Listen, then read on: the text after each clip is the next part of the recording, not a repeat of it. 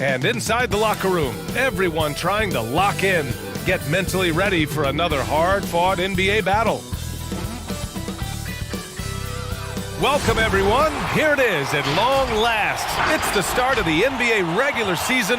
I know everyone's just as excited as we are here on 2K Sports to get things underway. Moments away, it'll be the New Orleans Pelicans going up against the Toronto Raptors at Scotiabank Arena.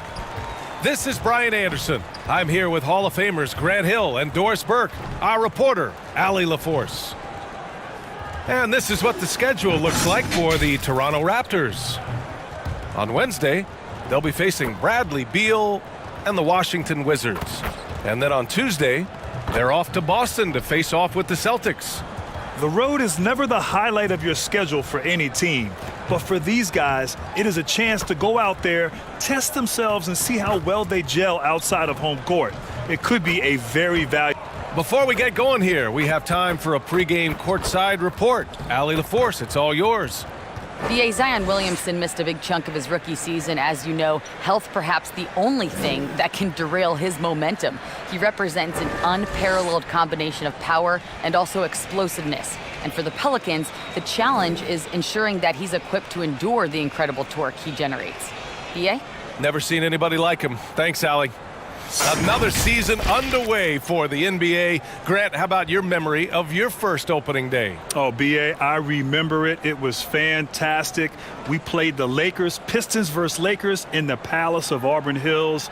I had 25 points, 10 rebounds, 5 assists, 2 or 3 steals for good measure. What a fantastic memory. It was magical, something I'll never forget. So, guessing you won the game, right, Grant? No, we lost. You would bring that up. A look at the starting group for the Pelicans.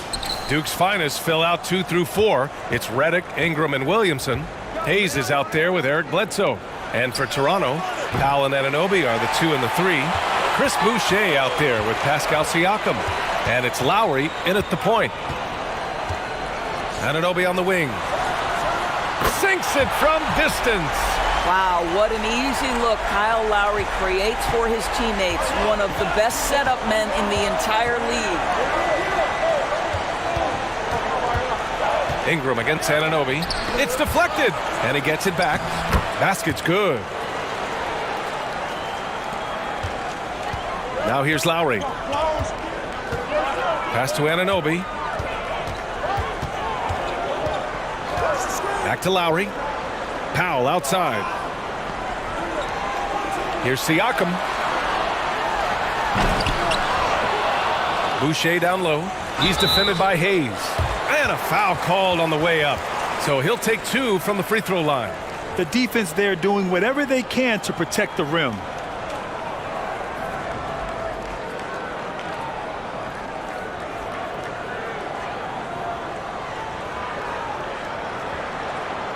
Take a break. Take a break. 2 shots.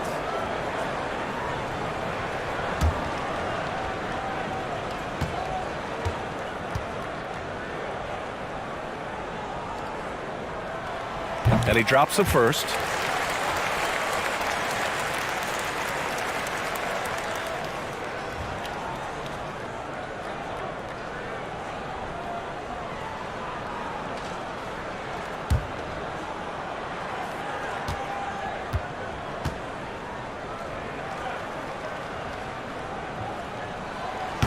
So after making the first, he goes 1 for 2.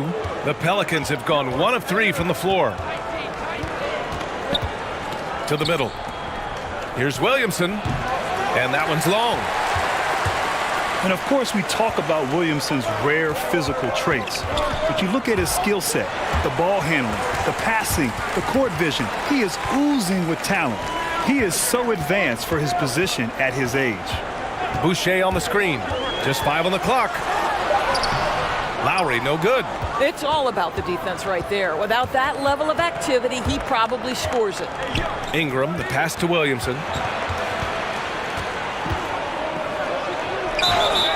And the shot counts. He's fouled, and it's a chance for a 3-point play. Well, word has it that Williamson wasn't one of the bigger kids on his youth teams, so he focused on developing point guard skills. And develop he did. I mean, really just taking care of what he could control back then. But then all of a sudden he grew from 5'8" to 6'6" between the 8th and 10th grades. He went from an above average hardworking player into a once in a generation talent. That's good from Williamson. Here's Lowry. And around 2 minutes played here in the first quarter.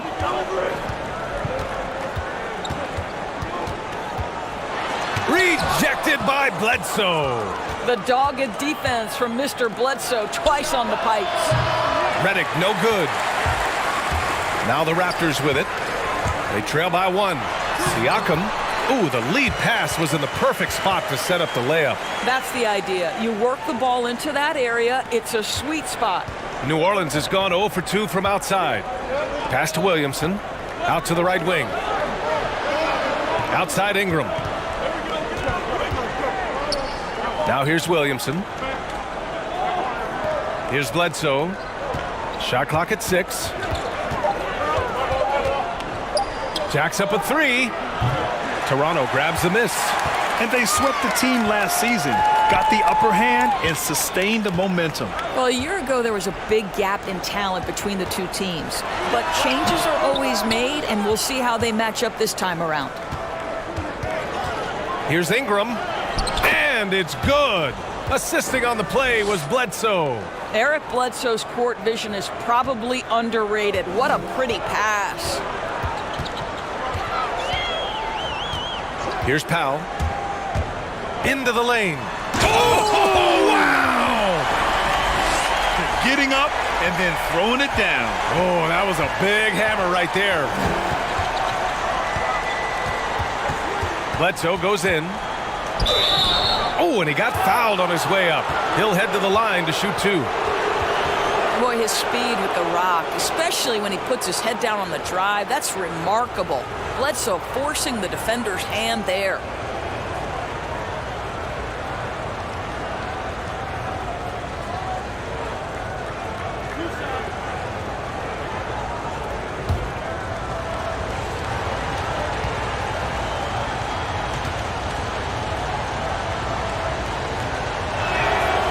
He's off on the first. And with Eric Bledsoe, to me, when he's playing with confidence and when he's playing under control, this guy is a big-time difference maker.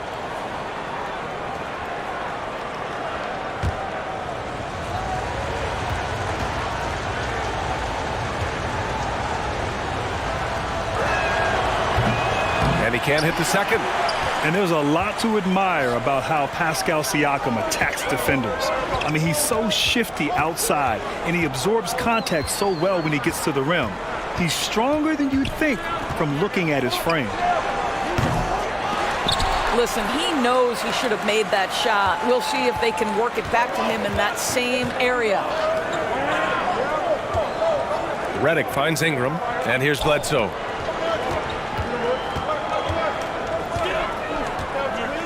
Pass to Williamson. Ingram on the wing. Over Powell. And again, New Orleans, no good.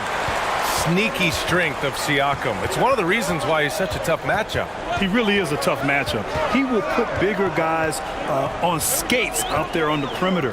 Of course, he can still play back to the basket on the block. There's no easy answer for how you match up with Siakam. Bledsoe outside. Pass to Hayes. Ingram up top. Powell covers. Bledsoe with it. Fires the 3. And it's Boucher with the rebound. Boucher's got 5 rebounds tonight. And here's Lowry from the arc.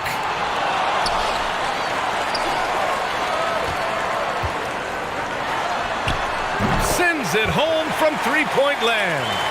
Listen, this guy's so dangerous from beyond the arc. Kyle Lowry has always been a knockdown three-point shooter. Pass to Ingram.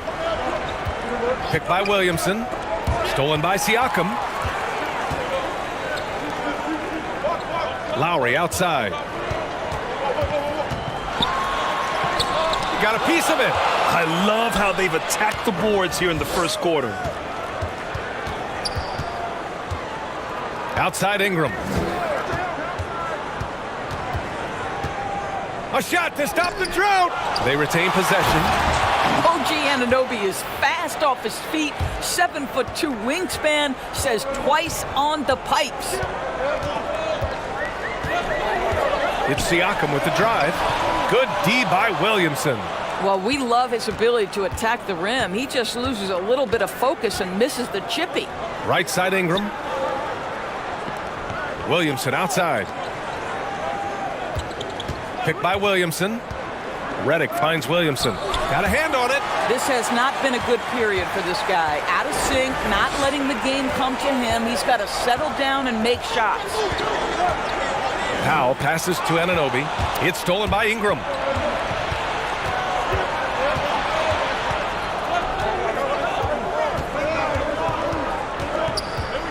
From 12 feet, it's tipped.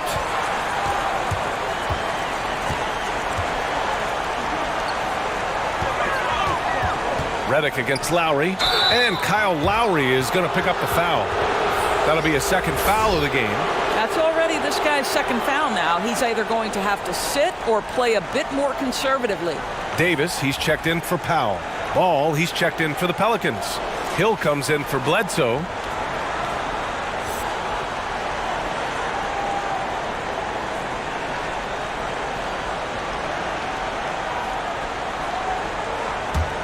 The Pelicans trail. Williamson outside. Here's Ingram. And he's going to the line for two. The official saw contact while he was going up. It's going to be on OG Anunoby.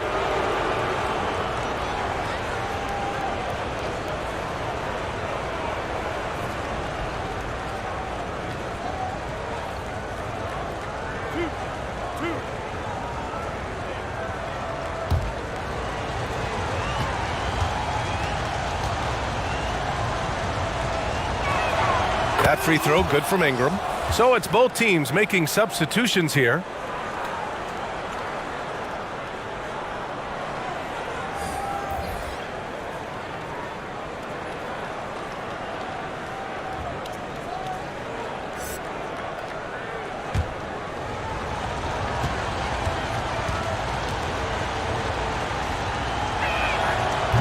So he makes one of two, and the second one misses. Well, you think about OG Anunoby, who has got so much upside, finally cracks the starting lineup last season. The production obviously increases, and you get the sense from this guy that he's still coming into his own. Now here's Ball. Not a lot of room. Pass to Melly. Takes the three. And it's Thomas with the rebound. Toronto's gone 2 of 4 from distance to begin this one. Soft touch off the glass. And the Raptors lead by 3. Boy, Doris, this team with Anunoby, that two-way play is what makes him so valuable. Exactly. A great defender, both individually and within the team structure. He's selective with the shots he takes. He knows he'll get great looks in this system. We have yet to see the best of OG Anunoby, but boy, is he close. I love great defense. Just quick to establish his feet, and he takes the hit. Toronto shooting only 31% to get this game underway. Here's McCaw. Checked by Hill. A nice shot by McCaw. Now it's a 5-point Raptor lead. Pounding it inside early and often, setting a physical tone. Boy, they need something to go to regain some confidence. No question. Way too many empty possessions for them. Now Boucher. Pass to Davis. And there's the foul. It'll go on Terrence Davis. That's his first foul of the game.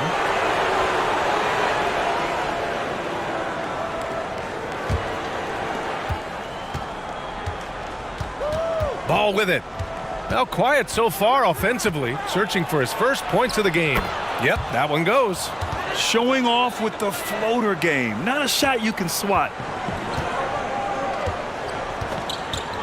Anunoby against Ingram. Left side, Anunoby. Here's McCaw, down low. And the basket by Boucher. And guys, the way this defense is getting manhandled down low, you have to wonder if they're at 100% right now. Pass to Melly. Toronto grabs the miss. Boy, he was wide open. You wonder, did he overthink it? That's a missed opportunity. Knocked away. Outside, Hill. And they're going to count that bucket, and they'll send him to the line. It could be a three-point play. Well, George Hill understands how to adjust after contact and finish the play. So solid.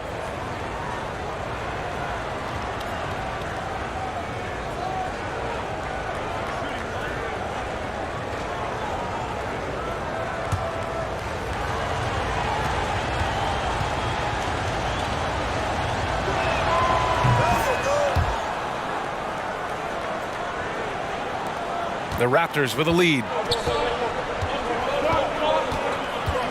Here's McCaw.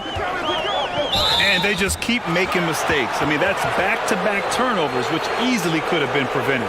And great job to establish position and square up. Here's Ball. Pass to Melly.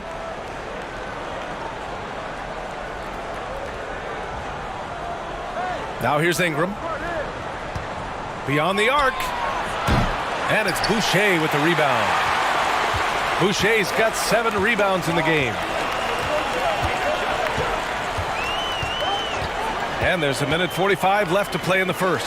Thomas. And the three-pointer goes. Thomas has got 5. You don't want to let him get into a rhythm from out there. Ball against Davis. That shot is off, and Toronto will go the other way with it. Inside. The jump hook. Off the left rim and out. They're playing with a lot of energy tonight. We can see that in their dominance on the glass.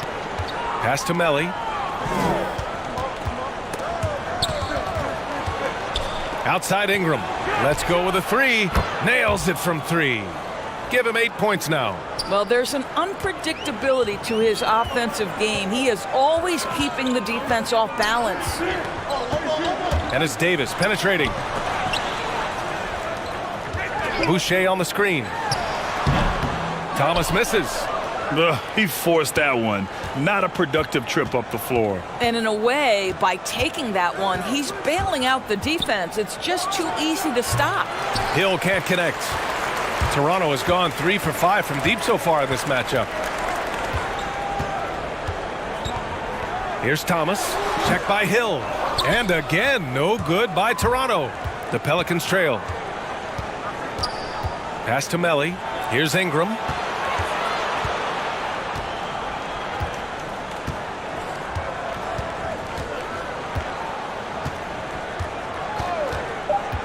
On the take. Hits the front of the rim and out. And still a close game as the first quarter comes to a close. Raptors out in front, leading by just 2. And we'll be back right after this.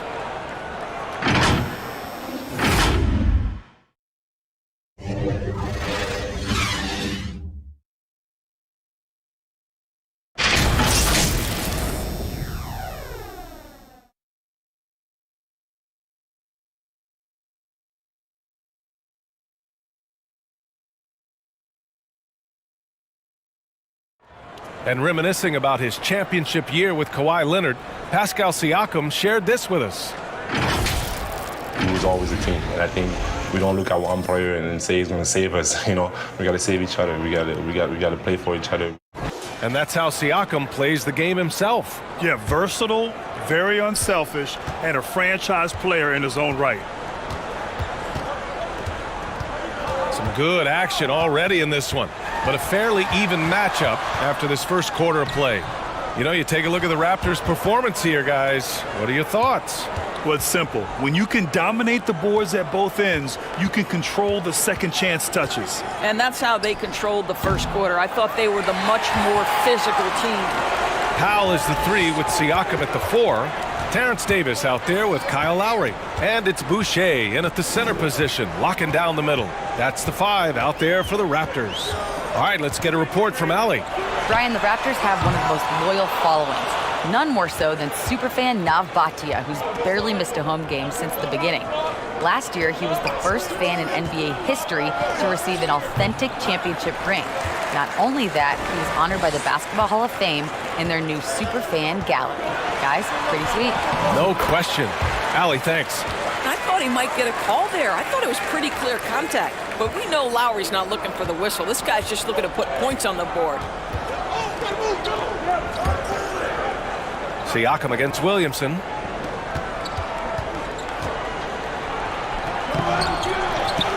Right wing from the arc. Hart can't hit. You gotta love how they've been crashing the boards, fighting hard for every miss. Siakam, the pass to Davis. Lowry left side. And that one good. Now it's a 6-point Toronto lead. Grant, you were an exceptional ball handler in your day. How about now? Who's the best scorer off the bounce in this league? You know, B.A., you would give me that tough question. I mean, that's with all the great players in this league who are all very capable off the bounce. I don't know. I probably would have to go with James Harden. I mean, his ability on the perimeter, handling the basketball, step-back three-pointers, and then, of course, he's so good and crafty with the ball, getting to the basket, drawing fouls. You know what? The MVP of the league in years past, I'd have to say it's James Harden. I'm just going to throw in LeBron James on this for a moment. And maybe a little hint of Luka Magic as well. They're pretty good, too. That's fair. All no good. I'll tell you, you hate to pin this on one person, but his inefficiencies at the offensive end are holding this group back. The drive by Siakam throws it down, and the official calls a foul. It may be a three-point play. It's going to be on Lonzo Ball. Boy, Pascal Siakam gives you absolutely everything you want from the modern NBA forward. He can score inside, he can score outside. He's effective in transition. He's starting to become a focal point in the half court. What incredible growth from Pascal. Redick, he's checked in for the Pelicans. Bledsoe comes in for Ball.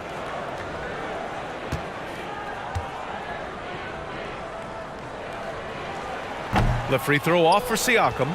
And with Siakam, he's efficient in everything he does on the floor. He can get to his points without needing touches every trip down the floor. This is a guy who's going to move well in space. He's going to find the open shots.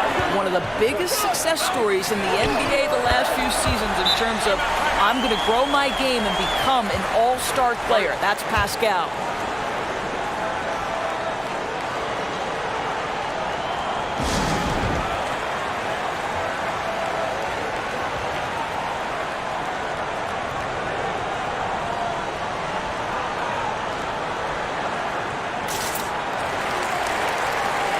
And some of the best high flyers in the NBA. Some of this year's contenders for the dunk contest. And when you look at the names on that list, you just know that contest has a chance to be special. Well, you look at Williamson as the top vote getter, a good bet to be in this year's dunk contest. And with his hops, he might be the favorite in the contest. Everyone wants to see him compete. And as All-Star Weekend gets closer, we'll of course update you on how things are looking. But this year already promises plenty of standout performances. Yeah, this is going to be a dunk contest you don't want to miss. And what's working here, each guy is willing to make the next pass. Pass to Hayes. Closing in on 4 minutes played here in the second quarter. To win the run, Powell pulls it in. You have to credit their effort. I mean, they've done an amazing job on the glass. Here's Frazier. And just a great job of getting there first and absorbing the contact.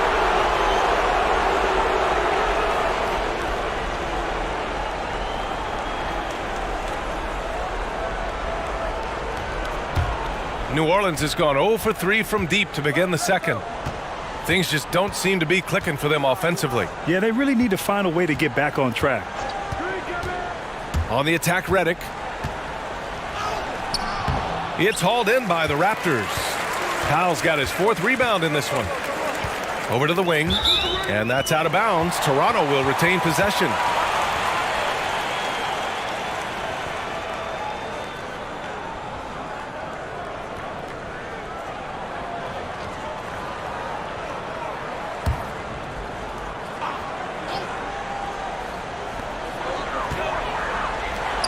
For 3, Lowry. Their perimeter shooting has cooled a little bit here in the second quarter. Well, when you've been struggling as he has, you love that your teammates have really stepped up and taken the challenge. Pass to Williamson. Over Boucher. And misses it off the right side of the rim. Boy, a tough go for him in this quarter. You can see how desperately he wants to get things started. He just can't make a shot. Now Siakam.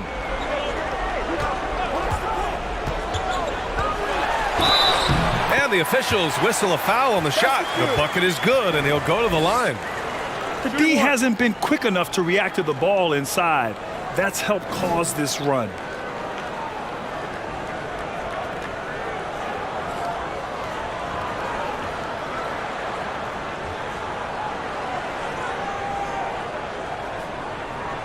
Mind the lanes. Mind the lanes. One shot.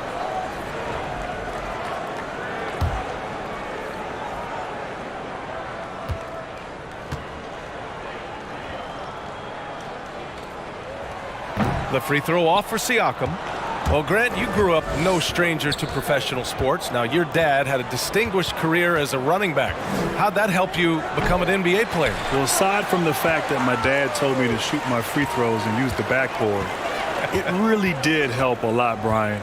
At a young age, to be around the game, in the locker room, on the sidelines, to understand what it means to be a professional, how hard you have to work, the dedication, the sacrifice. Having seen that and experienced that as a child, I think really helped me understand what was necessary and what needed to happen in order to become a professional basketball player. Hey, and shout out to Calvin for sticking with the fundamentals, too.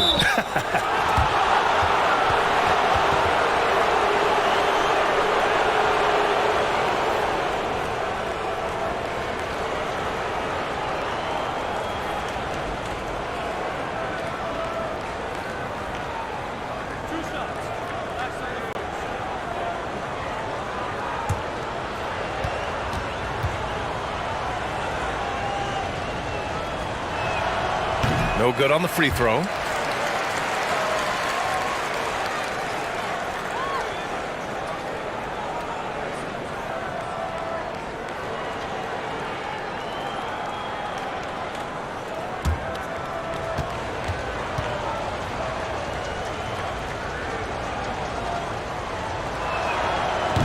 And no luck at the stripe this time. Second one won't fall.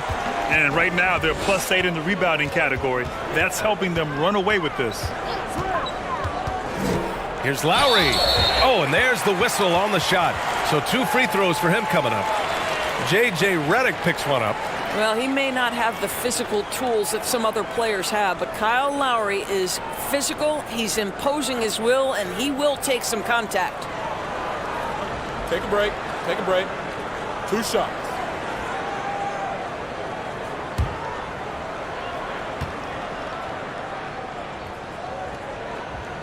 First free throw is good.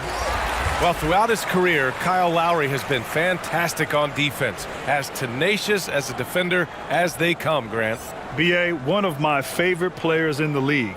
I mean, of course, Lowry's small, but has a low center of gravity. Bigger guards can't move him, and he can stay with all the smaller guards, too. Lowry's elite when it comes to taking charges. He does not get the second one. Yeah, they're playing a much more physical game here in the second quarter. Bledsoe finds Williamson. Shoots over Siakam. That's good from Williamson on the assist by Bledsoe. Williamson's got his second bucket on the night. Here's Frazier. To the inside. And finished off by Boucher. Well, what he lacks in size for a typical center, he makes up for with all that athleticism. Boy, can he elevate. Pass to Williamson. Back to Hill. And here's Williamson. And stolen by Boucher. And here's Lowry. Give him 8 points now.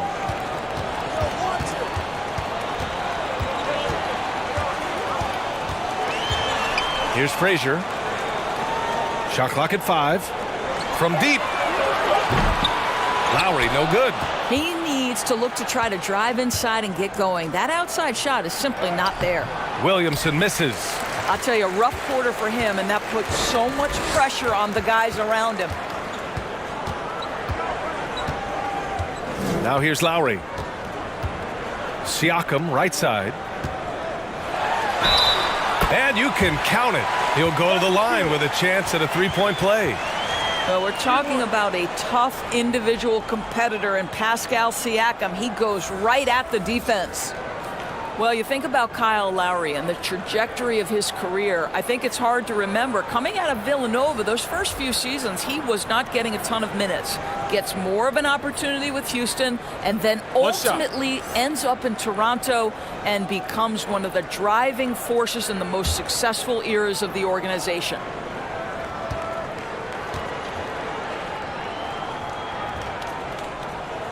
That's good from Siakam. You know, Doris, with Lowry, he's one of the most respected guards in the NBA. This young guy carves his way into a 6-time All-Star, more importantly, NBA champion. He put in the work, he puts in the competitive spirit, and this guy just plays smart, winning basketball. A fadeaway, not a terrible idea, but he needs to make the game easier on himself. He's overcomplicating things. Driving in. A nice shot by McCall. And the Raptors lead by 21. Terrific design and execution, leading to an opportunity right at the rim. Pass to Ingram. Picked by Williamson. Ingram, the pass to Williamson. Kicks it out to Bledsoe. Oh, no good again that time. Siakam outside. Boucher on the screen. The drive by Siakam. And the rebound goes to the Pelicans. Williamson's got his 7th rebound here tonight. They've been having major problems offensively. Definitely in a bit of a dry spell. George Hill, such an accurate shooter in catch-and-shoot situations. He's always ready to let it fly. Got it. Good job in the low post. Siakam's got 9 points in the quarter. Well, this guy flat out carrying the load for them offensively. He is taking and making good shots. What a terrific job. Pass to Williamson. Over Siakam. Williamson misses. He is just not taking smart shots out there, a pattern he has fallen into tonight. Here's McCaw. He's covered by Bledsoe. Boucher outside. Here's McCaw. From downtown. Rebounded by Ingram. Ingram's got 4 rebounds in the game. Now Bledsoe. Well, no scoring yet from him, but that's likely to change. Listen, we know this guy's gifted athletically. Bledsoe finishing strong off that dribble drive. Siakam outside. There's the drive. You know, Grant, the mid-range jump shot's kind of fallen out of favor these last few years. Why do you think that is? Well, you know, Brian, the elite players in the league still use the mid-range game. You know, they like to score from multiple areas on the court. And, of course, we see that. But a majority of the players now, they hover around the three-point line. That's the game and how it's evolved and grown into what it is today. But down the stretch, players like Kawhi Leonard, Kevin Durant when he's healthy, Kyrie Irving, guys like that, when they need a bucket, they go to that mid-range, and usually they deliver. I think, guys, maybe what you appreciate most about Pascal Siakam is his versatility. He can score from a number of areas. He can guard multiple positions. There is a lot to like about this young man. And the Raptors making a change here. Davis is checked in. He makes 1 of 2 that time. He does a great job of drawing contact and getting himself to the line, something he didn't do in the first period. Ball outside. Ingram with the ball. And it's Thomas with the rebound. I'll tell you what, they've rebounded the ball tremendously well. To the paint. Deflects the pass. Ball with it. Siakam covering. Here's Ingram. It's rebounded by Pascal Siakam. Siakam's got 9 rebounds now. And I'll tell you, they're going to need more from this guy if they're going to cut into this deficit. And Siakam with the slam. Well, Mr. Siakam can elevate well above the rim. Nicely done. New Orleans has gone only 1 of 5 from beyond the three-point line in the second quarter. Outside Ingram. A minute 15 left to play in the half.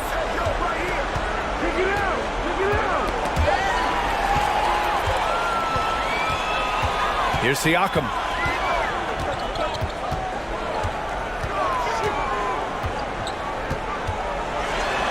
Uses the glass on the layup. Siakam's got 16 points. Well, Pascal Siakam has such soft touch, and he uses his length to his advantage on the inside there. Pass to Ingram. From behind the arc. Counted from distance. He's got 11. What a beautiful stroke from range. Defensively, you've got to try to take him out of his comfort zone. Here's Siakam, and the foul is called. He missed it, so he's got a couple of free throws coming his way. Well, there is such length and fluidity. Pascal Siakam opportunistic on the drive.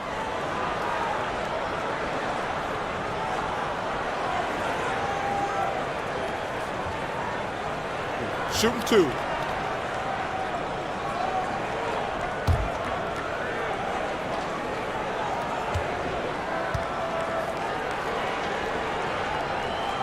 And he knocks down the first one.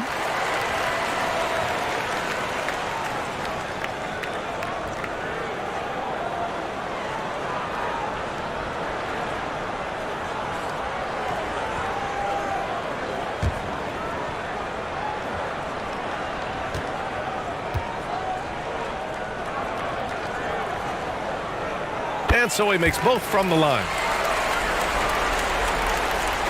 32 seconds left to play in the first half. Pass to Melli. Shoots over Anunoby, and the shot falls short that time. And for Toronto, they're shooting a nice 57% rate from the field in the second quarter. Here's McCaw to the left side wing. Outside Davis to the left wing. Here's Siakam. Loose ball. Going the other way.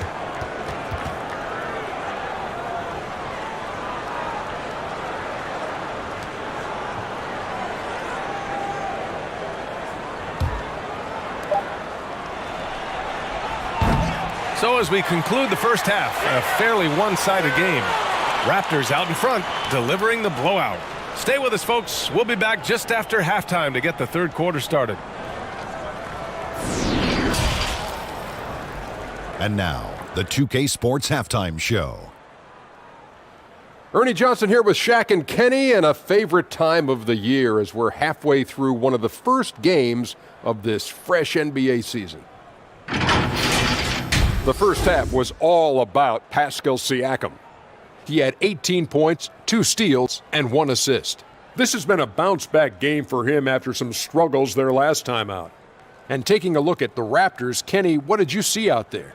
Well, Siakam's stock continues to rise. You see his confidence building year by year. The entire team is getting better based off of his improved play and his relentless style. Shaq, how do you think New Orleans played? Well, the shooting was terrible. They didn't seem to have a plan at the offensive end. Let's see, the defense had them bottled up. Listen, I'm not a coach, but they need to change their strategy right away, right now, pronto. And it's just about time now for the third quarter to get underway.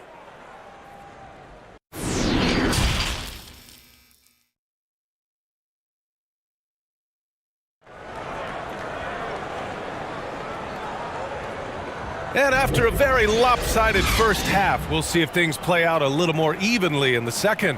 Man, what can you say? Pascal Siakam, an impressive effort here today. When he got good position and they got the ball to him, he was automatic. Well, you can see why they would continue to play through him. He was tough to stop, super assertive down low, just great work. Just about ready for the second half here. A big comeback is needed for this game to be competitive, and it probably has to happen quickly. So for New Orleans right now, Duke's finest fill out 2 through 4. It's Redick, Ingram, and Williamson. Eric Bledsoe is out there with Jackson Hayes. Anunoby can't get it to go. Well, the Pelicans shooting a tough 22% from the field so far. Pass to Bledsoe. Outside Ingram. Now here's Williamson. And here's Bledsoe. The 3 from Redick. Siakam pulls down the board. And for the Raptors, they're shooting around 44%. Not bad. Ooh, took him no time at all to get that one. Lowry's got 11 points. He drops yet another dime, just facilitating this offense like a maestro. Pass to Williamson. Outside Ingram. Picked by Williamson. Ingram with the ball. And it's Anunoby picking him up. Just great offense. The screen freeing him up for the slam. Hey, without that screen, he doesn't get a clean look at the rim. Boy, that's a play you just practice time and time again, and that's the result of the work put in. The drive by Powell. Excellent D there from Redick. You will have to finish harder than that if you want to convert in traffic. It's tipped. Stolen by Siakam. Pass to Lowry. Fires the 3. Oh, again! Toronto with a triple. Well, this guy can navigate around a basketball court with the best of them. Kyle Lowry in a catch and shoot turned the lights out. Well, a breakthrough season for Norman Powell in 2020. Just about doubled his scoring average. And Grant, he did it with elite efficiency. NBA Powell has shown time and time again that he can light it up. He is great from anywhere on the floor. When he gets going, he can take over a game.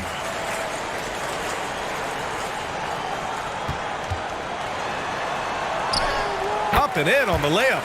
Lowry's got 8 here in this quarter. They've toned down their three-point attack in the second half, looking to protect the lead with higher percentage shots. Bledsoe outside. Drives to the hoop. Stolen by Lowry. And a fast break now for the Raptors. From about 16. Goes back up. And Boucher with a layup. 7 points in the game. And they're up considerably because of their efforts on the glass. Pass to Hayes. Outside Ingram. Back to Bledsoe. And here's Hayes. 6 on the shot clock. The drive by Ingram. New Orleans needs to hurry. Late clock. Williamson misses. Listen, that's a look he can hit, but right now he can't throw it in the ocean. It's Powell on the wing. He's got 5. Here's Anunoby. The Pelicans pull it in. Bledsoe outside. Redick outside. Hayes with a screen. On the attack, Redick.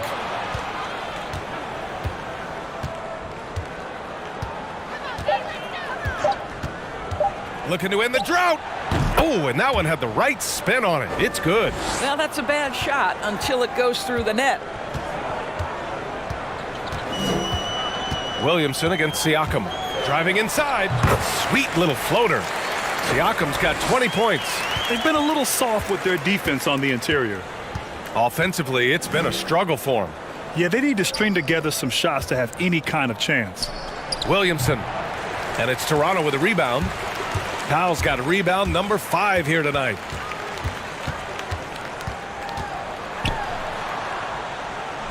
Pass to Anunoby. Back to Powell. Driving to the basket. Offensive rebound. Lays it in without an inch of room around him. Powell's got 7. If you give up deep post positioning to Norman Powell, forget about it. This guy is skilled at scoring in the paint. Ingram with the ball.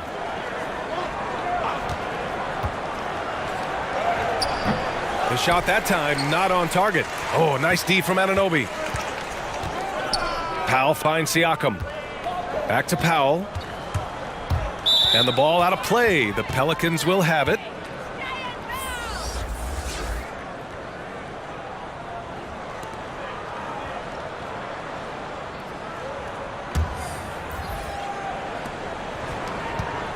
New Orleans has gone 0 for 2 from outside here in the third. Pass to Bledsoe. Deflected. Now here's Boucher. 7 points in the game. And there's a whistle. That goes on Pascal Siakam. That'll be a second foul of the game. And just a great job of getting there first and absorbing the contact.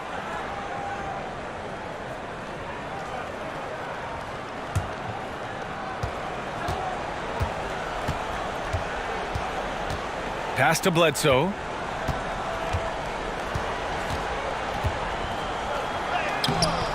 And it's Boucher with the rebound. Boucher's got rebound number 15 here tonight. Now Lowry. He's got 16.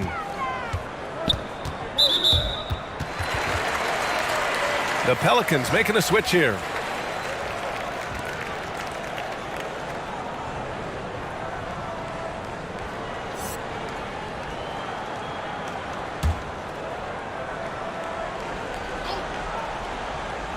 Here's Siakam. 20 points for him. And there's a whistle. That goes on Pascal Siakam. That's his third foul so far. Boy, his ball security flawless in the first half, but since then, it's an absolute disaster.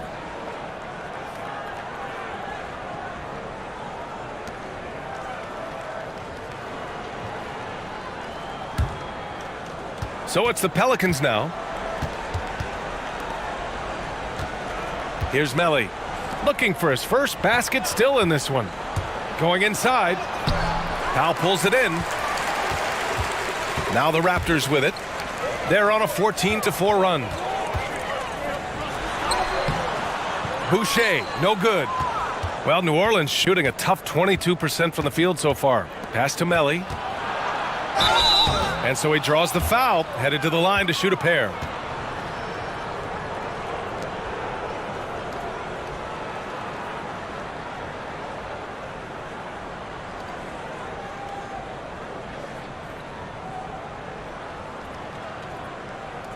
Shooting 2.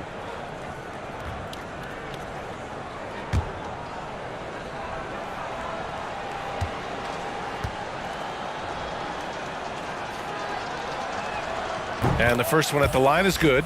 And the Raptors with some changes. Thomas, he's checked in for Powell. And it's Davis in for Lowry. Hart's checked in for the Pelicans.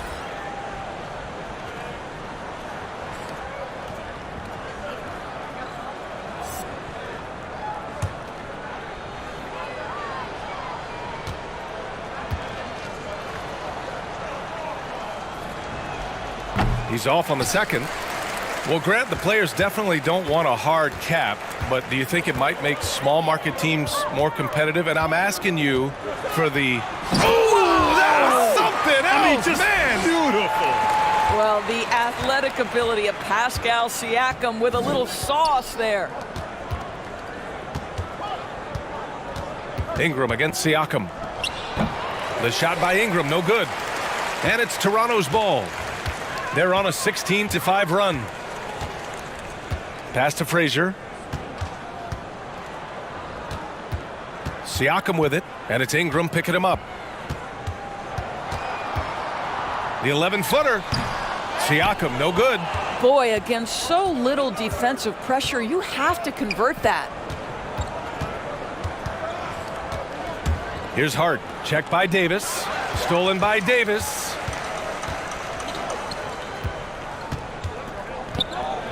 To the right side. Here's Siakam. He can't get that one to fall. And New Orleans will go the other way with it.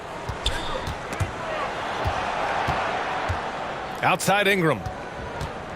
Pass the ball. Here's Melly. Check by Davis. Here's Ingram. And it's good as he snugs it right through the net. Ingram's got 4 points in the quarter.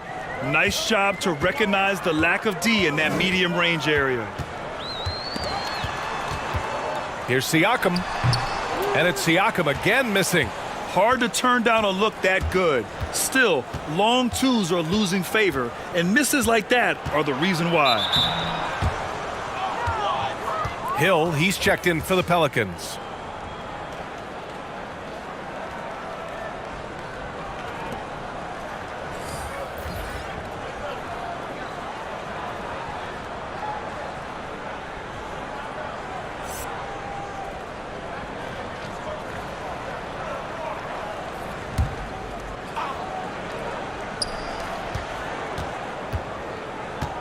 Ball with it.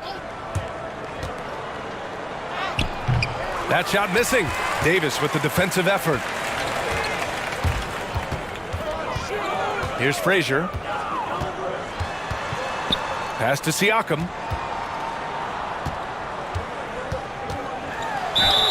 And he was fouled while in the act of shooting, so he'll take 2 free throws. It's going to be on Lonzo Ball. Now Pascal Siakam looking aggressive and determined, which forces the defender to commit the foul.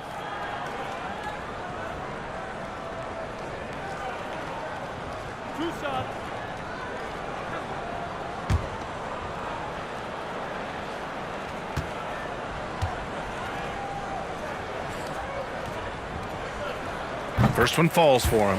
The Raptors making a switch here. Johnson's checked in.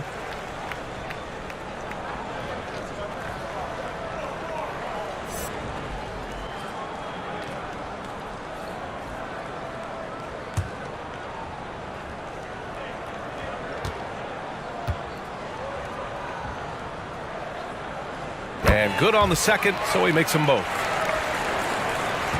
New Orleans has gone 0 for 2 from outside here in the third. A moment to hear from Allie LaForce. With the adversity the league has faced recently, good thing the relationship between the players' union and the league office is strong. That's not always been the case, but with leaders like Adam Silver and Chris Paul communicating and cooperating, guys, it's helped the NBA weather these challenging times. Yeah, I love it. Good collaboration there. Good call, Allie. Thank you. Clock at 6. Here's Davis. Ooh, excellent D there from Ball. The Pelicans shooting a tough 22% from the field so far.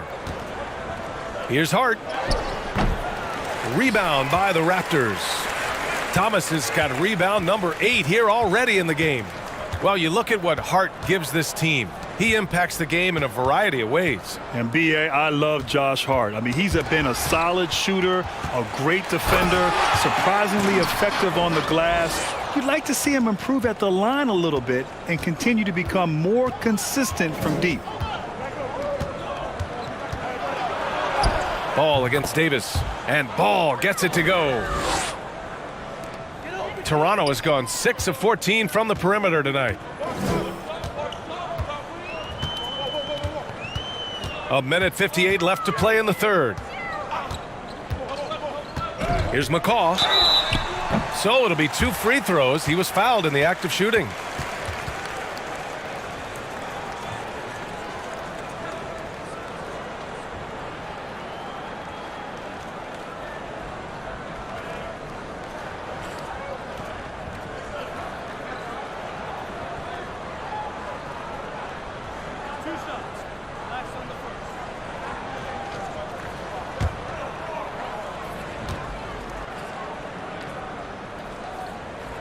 The first one falls.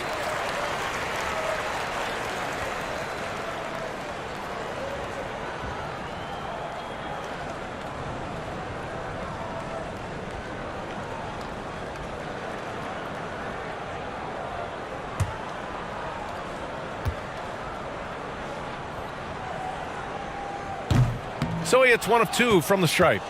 New Orleans has gone 0 for 2 from outside here in the third. Pass to Hart. Now Ingram. Here he goes. Oh, he powers right through the defender for the dunk. Draws the foul, too. And he'll go to the line. They'll pin that one on Pascal Siakam.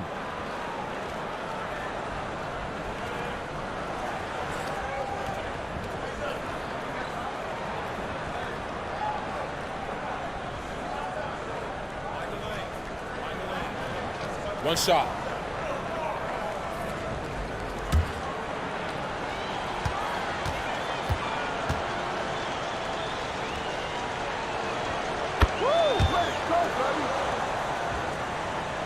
And there's 1:38 left in the third quarter of the game. And here's Davis. Still getting warmed up offensively. No buckets yet in the game from him. Puts it up from 15. Siakam, no good. Listen, offensively, they're very comfortable with him taking that shot. It's a good look under very little pressure. He just can't convert. And there's the call on Lonzo Ball. That's his third foul so far. And this kind of selflessness is great to see. Textbook positioning to draw the charge. Anunoby, he's checked in for Johnson.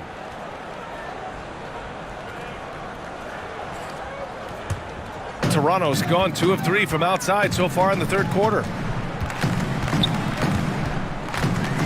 Pass to Thomas.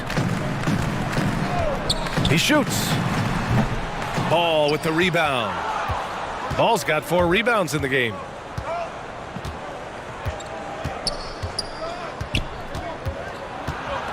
Here's Ingram out to the right wing. Here's Hill, and George Hill picks up the foul. That'll be a second foul of the game. And this is just really sloppy play. It's part of why they're trailing. Williamson's checked in for Ingram. Toronto's gone 6 of 14 from the perimeter tonight. Siakam against Williamson, and Siakam, here we go. We have seen Pascal Siakam's confidence improve dramatically. This guy is becoming a problem as a scorer.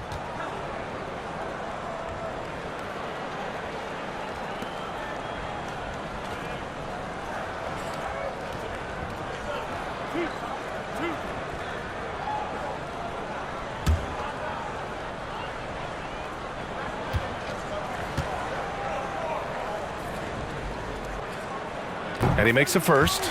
They're really shooting better from the free throw line since halftime. That's a big plus if you're holding a late lead.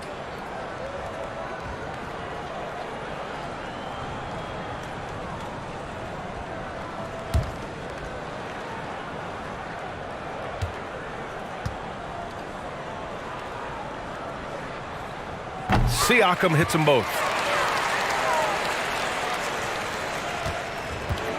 35 seconds left to play in the third quarter here. Ball against Davis. Williamson inside. Here's Hart. Well, he hasn't scored yet, but I'm sure that'll change. Takes the 12-footer and hits it. Hey, they're just getting pushed around inside. Williamson against Siakam. He takes it in, and he got the whistle on the way up, so he'll be headed to the line for a pair. It'll be on Zion Williamson. And even from where we're sitting, you could clearly tell it was a foul.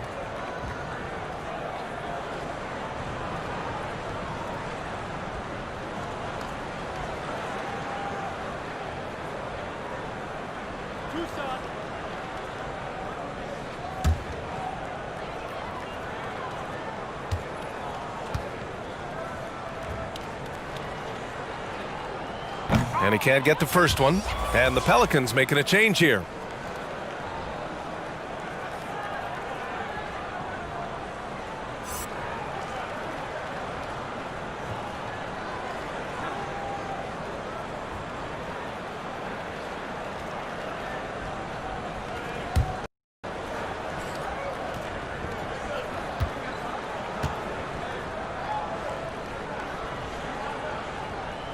Good on the second one.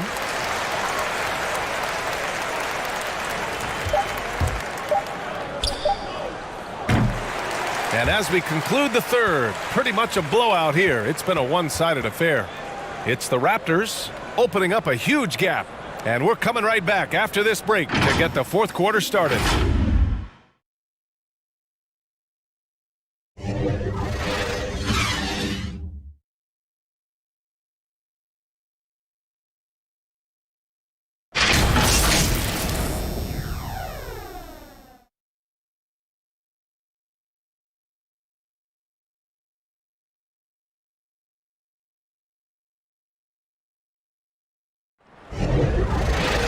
And as we head into the fourth, we'll see if there's a comeback in the works or if it's more of the same for the first three quarters.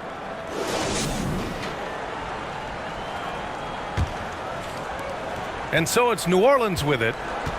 We've got OG Anunoby, and it's McCaw in at the small forward position. That's the 5 out there for the Raptors. Williamson, and Williamson throws it down. He's just too quick to the cup. No one near him to get postered. Here's Frazier. Here's McCaw. The three-pointer off the mark. And for the Pelicans, they're shooting a low 26% from the field. And he drops it in from the low post. Toronto has got 6 out of 15 threes so far in this game.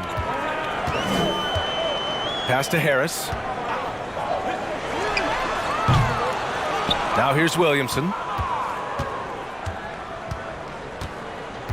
Fourth quarter of basketball. We're about a minute into it. Here's Alexander Walker.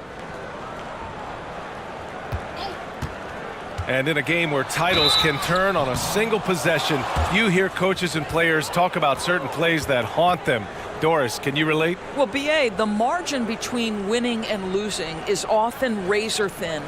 Think no further than the Mike Conley wide open 3 in the series against Denver in last season's playoffs. They had a 3-1 series lead.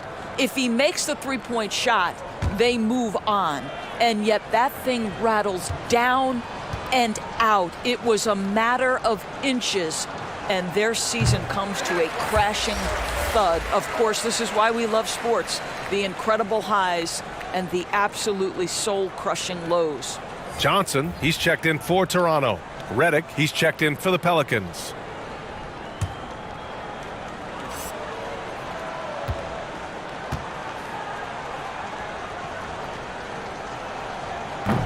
So he can't get either to fall.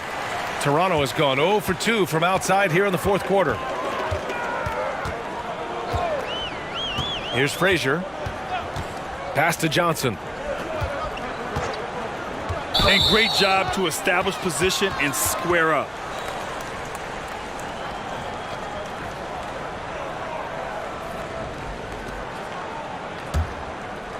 And here are the Pelicans now. Here in the fourth quarter, their defense has been very strong. No baskets allowed. Here's Miller. Three-pointer.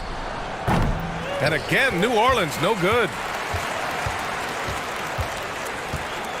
Harris outside. Here's Frazier. Pass to McCaw. Fires from deep. On target from range. Here in the second half, they're really focused on stretching the floor. And guys, boy, when you're hitting, it sure does work. It obviously opens up major options at the offensive end. Toronto has gone 7 for 17 from three-point range so far in this matchup. Here's Frazier. Mbah Moute buries it down low. Good decision making. Scopes the situation, puts the pass right on the mark. Trying to find a spark here.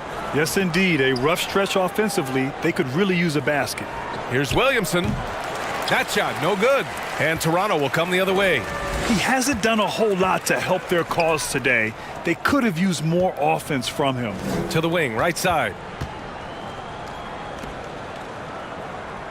Well, Grant, you played when teams didn't have a sophisticated method of managing players' minutes. I want to hear the Grant Hill thoughts on load management. Well, I'll tell you what, B.A., load management is the new wave in the NBA, and that is so valuable and important to a team. You factor in 82 games, travel, getting in late at night on the road, guys working out year-round. It's so important to think big picture as players go throughout their career. So load management, the sophistication that's applied now is so important and critical, and I'm a little jealous. I wish they had that back when I played. Having players available in crunch time and extending careers. They set a pick. Harris with the drive. That one's good for 2. They're just taking what the defense gives them. And right now, that's the interior. Redick outside. Over 3.5 minutes through the final quarter now. Can they get it? Can't hit that one. So the Raptors will take it the other way. Here's Frazier. Pass to Johnson. That was a good call. The defense wasn't established.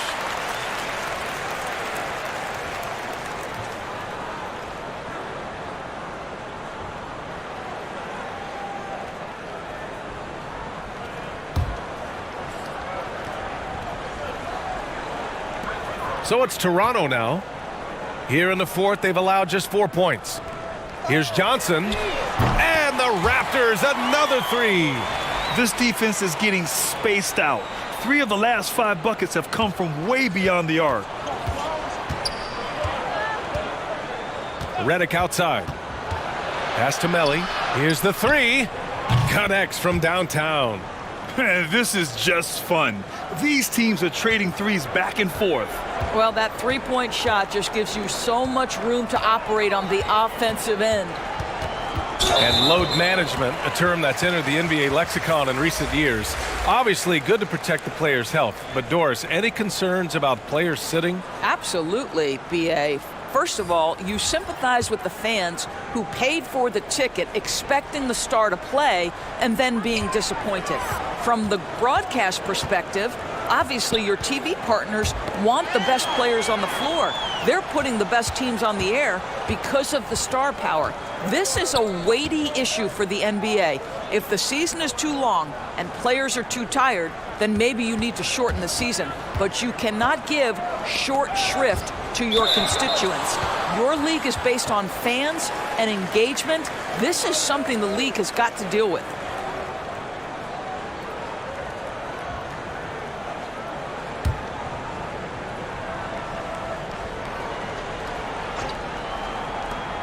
Down to 5 on the shot clock. The 3 ball. Rebounded by Frazier. Oh, ripped away. And Jackson, here we go. No good there. Oh, great D that time from Harris. Pass to Johnson.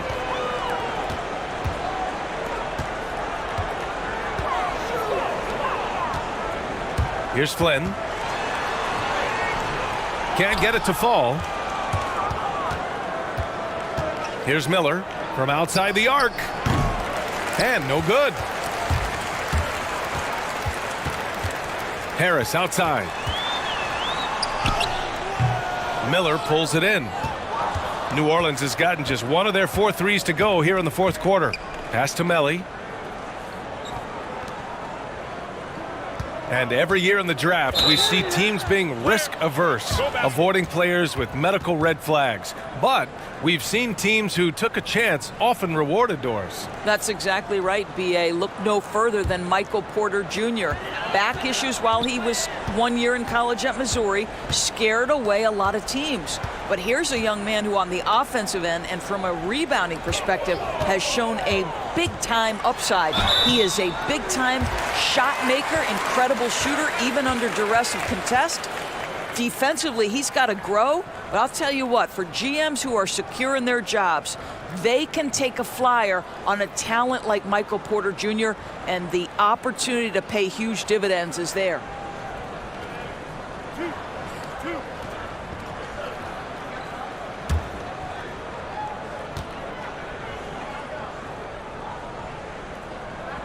The first free throw is good.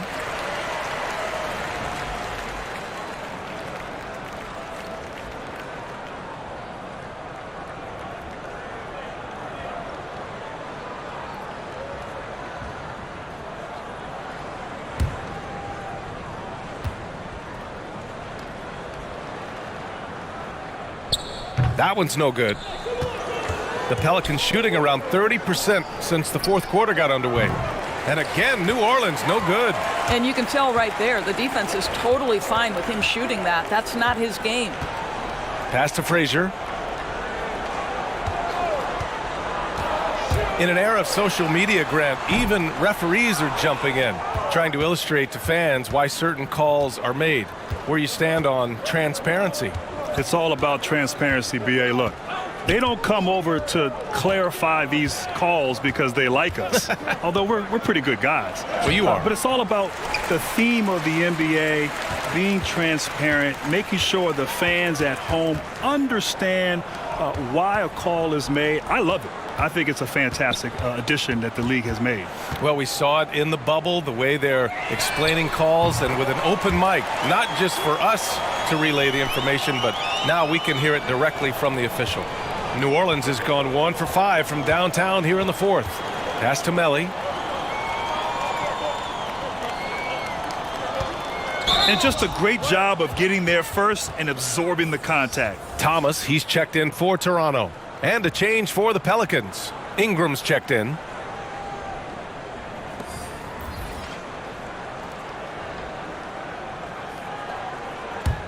On offense, here come the Raptors. They're on a 17-3 run. Here's Flynn. Pass to Johnson. And he drives in. Lays it up and in on the nice reverse. His nimbleness makes him a unique threat at the rim. And for the Pelicans, they're shooting only 25% from the floor. Not great. Now here's Ingram. Lets it go from deep. Rebounded by Johnson. Well, 2 long-range bombs in the first, but that's stalled out right now. Here's Ingram. It's blocked. They recover it. Pass to Jackson. And here's Ingram. Second chance effort. It's hauled in by the Raptors. Harris has got 4 rebounds in the game. And the 3 off target. Boy, they'd love if anyone could get a bucket. Yeah, their offense has been grinding to a halt. Here's Flynn. Pass to Johnson. There's the 3. Rebounded by New Orleans. Here's Melli. Rebounded by Johnson. Now Harris. Here's Johnson. Miller pulls it in. Uh-oh. Did he change his mind on the way up? I think he did. Pass to Melli. Now Ingram.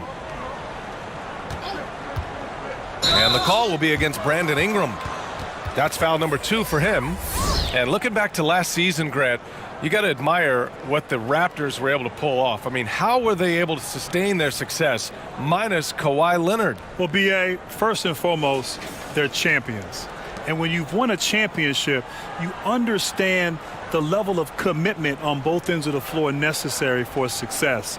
You also have to talk about the improvement of some of their young players getting better and stepping into new roles for their ball club. And then their continued commitment to defense. You know, they lose one of the best two-way players in the NBA in Kawhi Leonard, and their defense even gets better. Incredible job by Nick Nurse, but incredible character led by Kyle Lowry in that locker room. NBA Coach of the Year, Nick Nurse. What a great coach. He looks like he's going to be for a long time. Pass to Miller. Tries to spin move. The basket drops, and he gets fouled on the shot. 1 free throw coming his way. Wow, he doesn't make those kind of plays too often. Sweet move inside.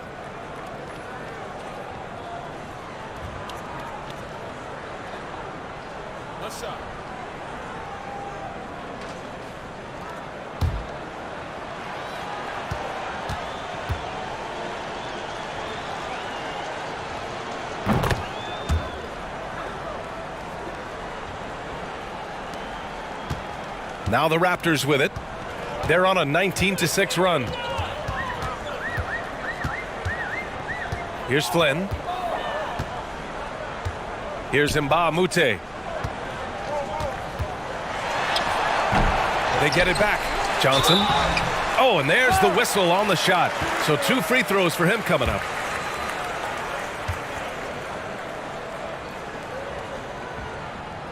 And the first one at the line is good. And last season, the G League voting to unionize. So it's a league on the rise with the players collectively bargaining, making sure they're rewarded. And think about it, BA, for a very long time, the G League could not pay as well as those overseas leagues. That is now changing, and players are able to earn a living in the G League. What a dynamic change. Pass to Hart. Back to Jackson. Here's Melly. Here's Hart. Uses the glass to finish the layup. Well, the defense wants to keep the ball out of that area. Why? Because if it gets in there, most players are going to finish. 1:25 left to play in the fourth. And what a complete performance we saw from them. A dominant win in every way for the Raptors. And everything seemed to go their way today. They were firing on all cylinders, Grant. Yeah, B.A., this was the kind of performance you relish as a player. Just a very impressive win. Pass to Flynn. Boy, defense nowhere to be found, and neither was his shot at that time. Here's Hart. With the drive. Alexander Walker with the bucket. There's a touch of artistry to the floater. Takes feel as much as skill. There's 39 seconds left to play in the fourth. Count it. Their home crowd has energized them all game. Now they're closing it out. Well, for all intents and purposes, this game is over. Just a matter of time here. Here's Hart.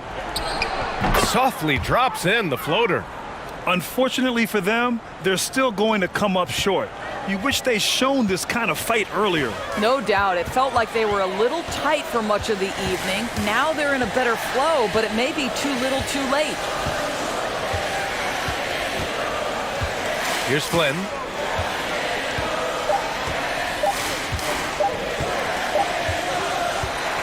So no problem for Toronto as they get the win. We saw 2 different teams tonight. One played with confidence, operating flawlessly. The other just looked lost. And the energy in this building was awesome. The crowd was involved from the jump, and once they started to really pour it on, it was fun to see how it all came together. Well, folks, that's going to do it for now. For Doris Burke, Allie LaForce, and Grant Hill, and our entire crew, this is Brian Anderson thanking you for tuning in. So long, everybody.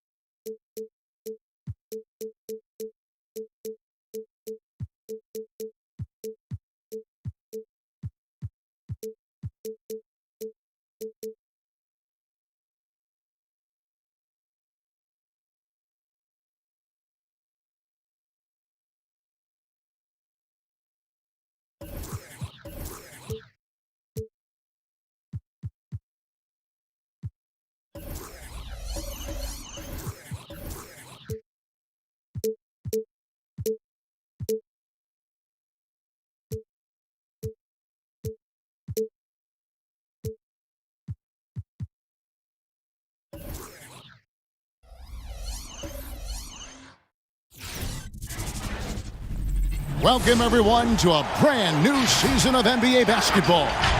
I'm sure you're as excited as all of us are here at 2K Sports as we get ready to start the season in style. Joining Greg Anthony, Brett Berry, and David Aldridge, I'm Kevin Harlan. And with us tonight, the always insightful Kenny, the Jet Smith. Kenny, it is so great seeing you. Hey, Gregory Anthony. How are you today? We're doing well, Kenneth. We are. But it's good to have another guard on our row here, isn't it? You know what? It just brings a whole new level of intellect to the broadcast. Thank you so much. Well, guards are the quarterbacks of basketball. Well, if you wanted intellect, I'm the guy to bring down from up there. Yes. Spell intellect for us real quick, just so we can get a taste of your... And now we're back off to the Let's go, ladies and gentlemen. We're off. Let's go to the game. And this is what the schedule looks like for the Los Angeles Clippers. On Saturday, they'll be matching up against Rudy Gobert and the Utah Jazz. And then on Monday, they'll be playing against Draymond Green and the Golden State Warriors. And, you know, nobody loves playing on the road, but it does offer a good chance to see exactly what your team is made of. This team is going to find out a lot about itself over the next stretch of games. And now the Lakers starting group. Inside, we've got Kuzma and McGee. Crawford out there with Dennis Schroeder. And it's James in at the 3, the small forward. And for the Clippers, Here we go. The stars of this team on the wing, George and Leonard. Ilyasova out there with Ivica Zubats. And it's Williams at the 1 spot. Over the last few years, Jet, the step-back three has become a staple for some guys. Who do you think is the most consistent with it? Harden and Doncic, easily. You know who started the step back? A guy named, the first time I ever saw it was Kiki Vandeweghe. Yeah. Oh, really? I never saw a step back until he played. And it was quick. Yeah, he used to do a quick step back.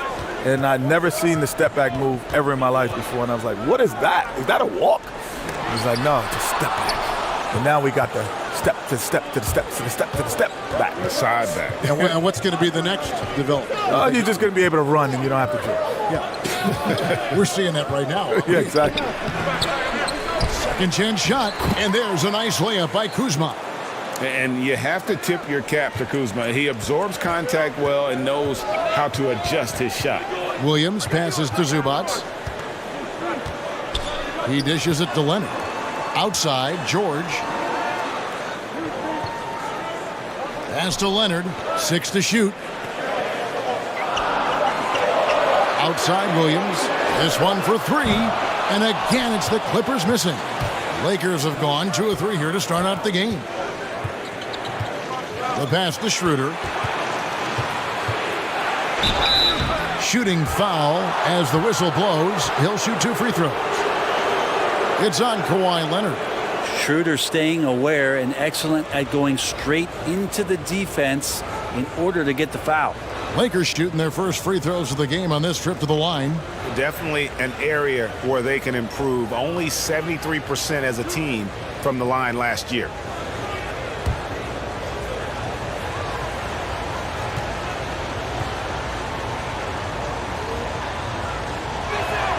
First one falls for him. With Schroeder, it's all about speed. He just changes direction and shifts into another gear, Kevin. That's where his advantage lies.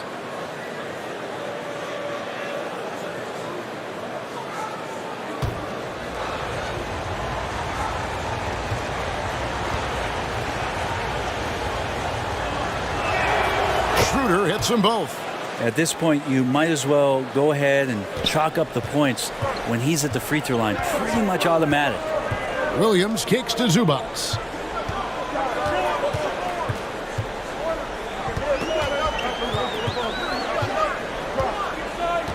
Back to Williams. Shoots over Schroeder. And again, no good by the Clippers. The Lakers with a quick start to this game. Knocked away. Leonard with the steal. George with the ball. He's picked up by LeBron. Will it go? And Williams with the nice bucket inside. With the growth of the G League guys, some have predicted the NBA will eventually expand the draft to more than 2 rounds. There are more players NBA ready. Good or bad, Kenny? Well, it's funny because the Players Association would say they don't want it to expand. Exactly. They want it to be because they want guys to have the choice to choose where they want to go. Right.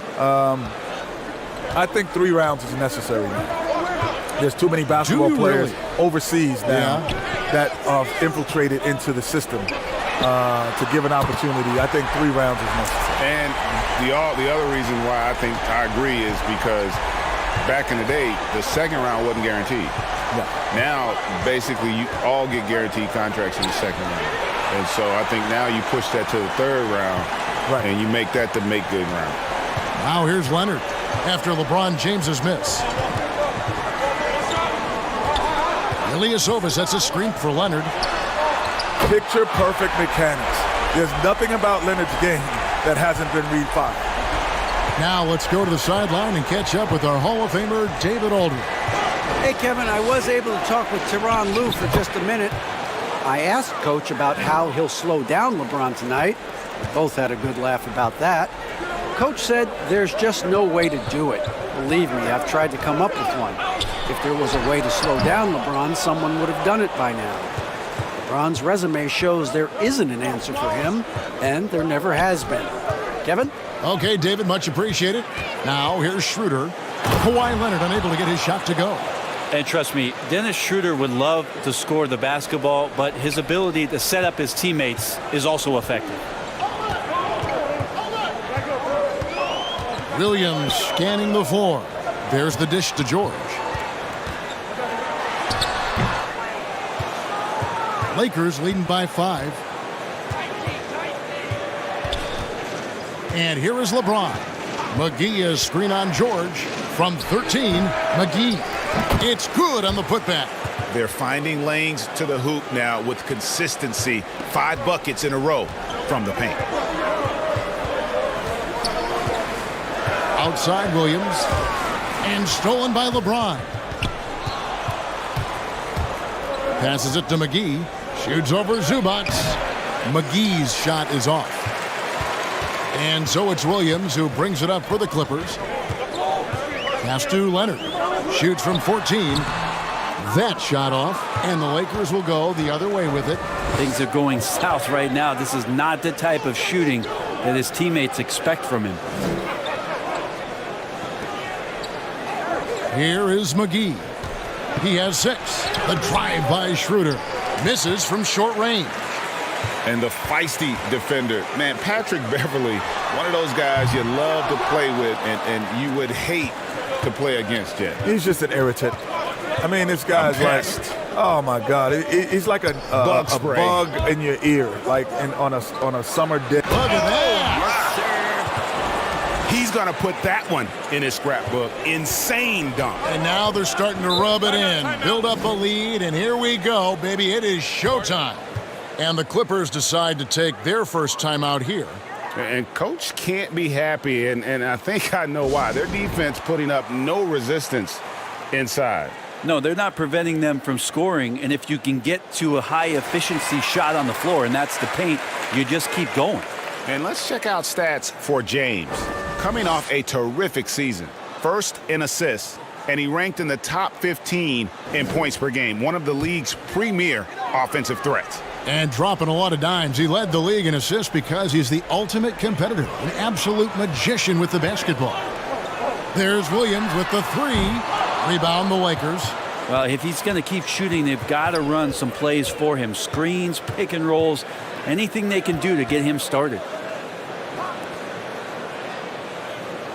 James looking around. Up again. He hangs in there and cashes in on the second chance points. McGee's got 10 points. Displaying intensity right off the opening tip, especially on the offensive end. Yeah, if you walked in at any point during this game to watch 5 minutes of play, one team played harder.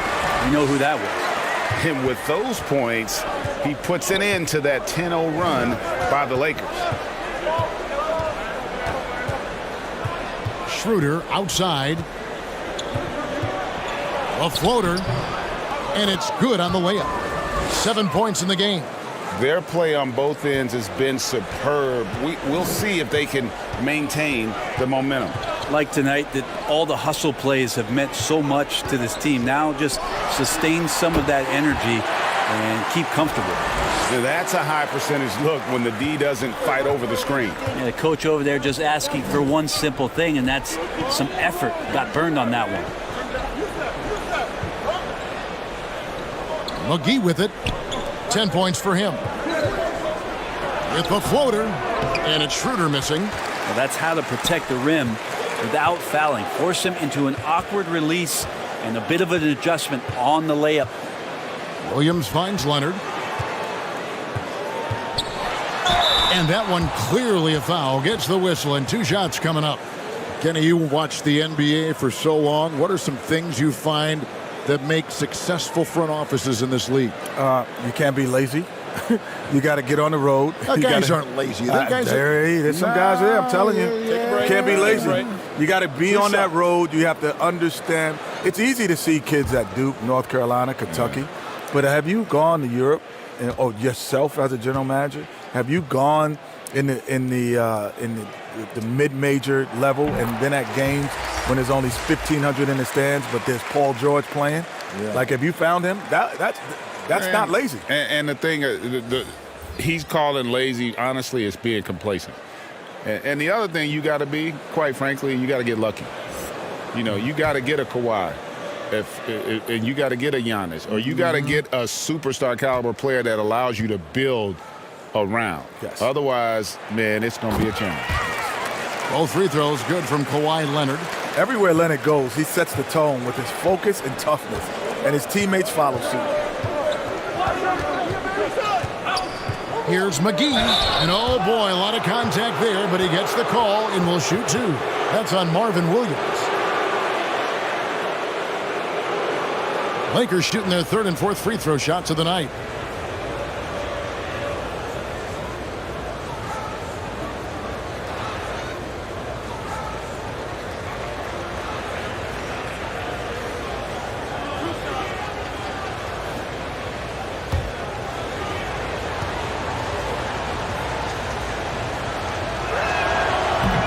No good on that one.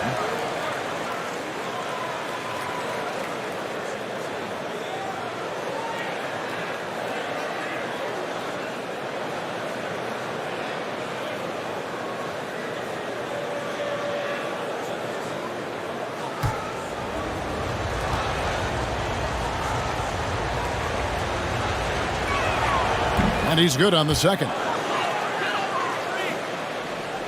So it's the Clippers now. 8-point game. Beverly looking around, driving to the basket. And Shaquille Harris gets the whistle that time. That is his first foul of the game. His shot was hindered by that momentous mobile 1 block. Emphatic with the rejection. You've got to appreciate that kind of forceful defense.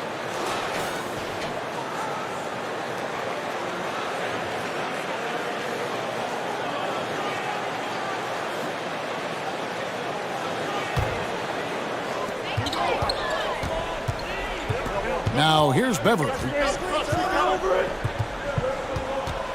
5 on the clock. And you can see they're struggling from the field. Misses from close range. They've been sensational on the backboard to start this game. Here's McGee. Slammed home, and he draws the foul. A chance for another point at the free throw line. That's on Marvin Williams. Really seizing the momentum of this game, but doing it with a methodical approach. Well, how good have they been on the inside tonight, just getting down into the painted area and just dominating, controlling that spot.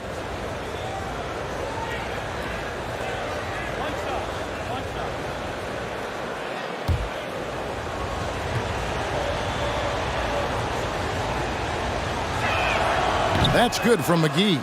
And it's often said, this is an era of player empowerment in the NBA. Jet, do you think things are different from when we played? Oh, for sure.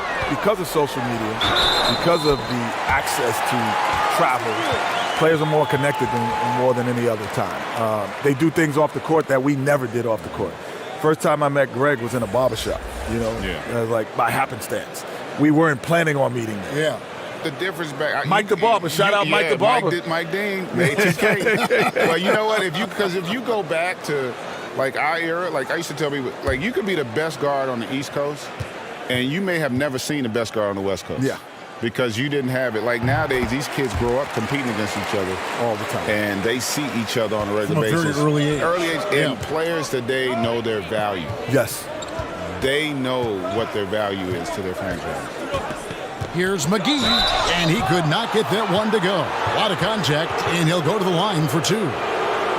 Lakers shooting their 6th and 7th free throw attempts tonight.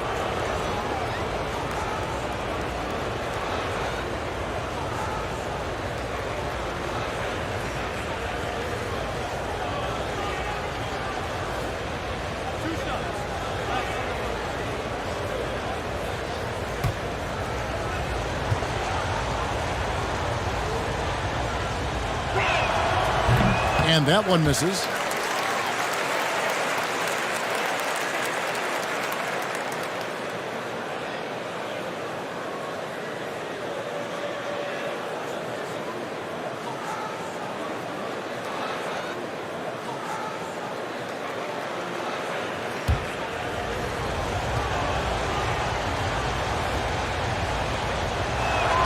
Good on the second free throw.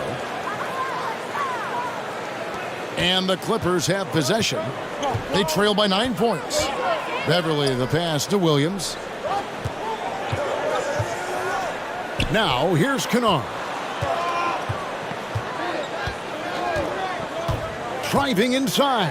Shot clock at 6. Here's Williams. He can't hit that time. Excellent D that time there from McGee. Lakers leading by 9.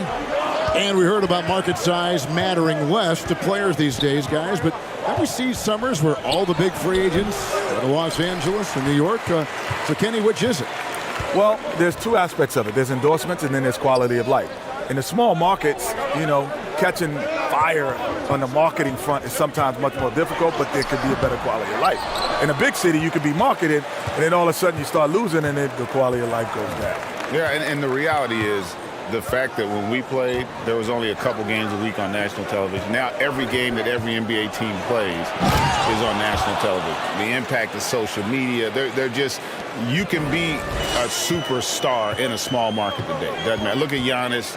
You look at Durant and OKC, Westbrook. You can be as big a star in any market in today's game. Kennard against Carroll. And the call will be against Luke Kennard. That's his first foul. Oh, great defense there. Anticipated the play and got there first. Lakers leading by 11. Turner looking around. Throws it up high, and it's McGee with the jam. Oh, and the lead gets bigger on a ridiculous offensive sequence. That dunk alone would have been spectacular. Never mind it coming at the end of an alley-oop. Williams kicks to Kennard. And there's the foul. It'll go on Alex Caruso. That's foul number 2 for him. Now with 2 fouls here in the first quarter, everything changes for him. He's got to be more careful on defense. LeBron's checked in for Alex Caruso.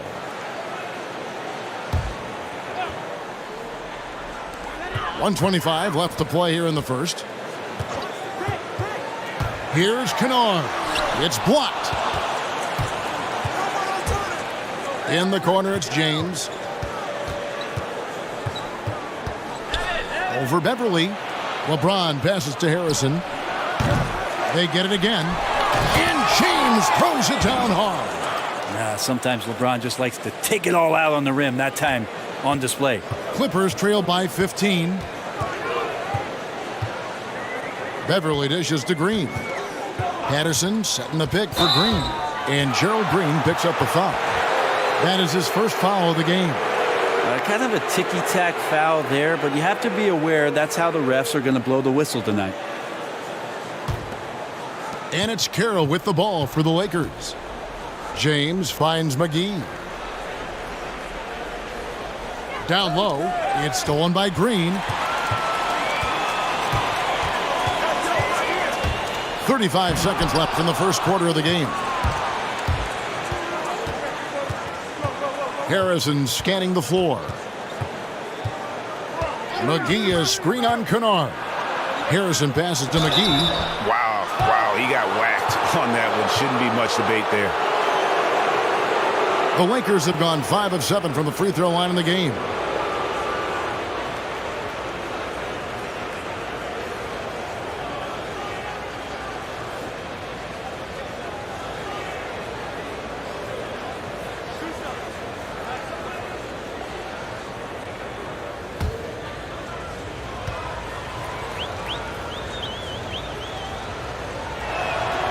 That free throw, no good.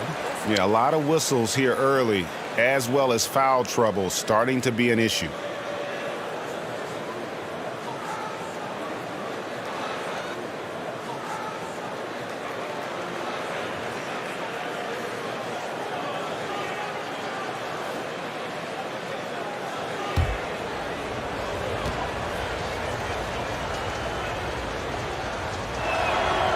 No good on the second free throw. Man, they are just living at the line. Here's Kennard. And the call on the shot that sends him to the line. Oh, the officials are all over that one.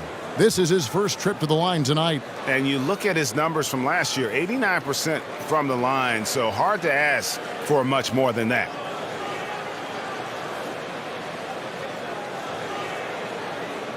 Take a break. Take a break. 2 shots.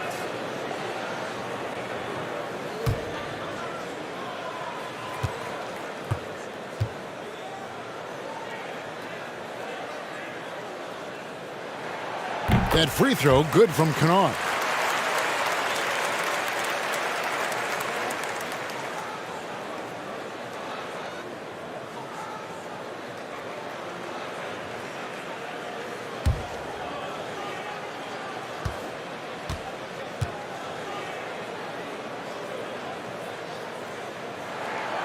He makes 1 of 2 that time.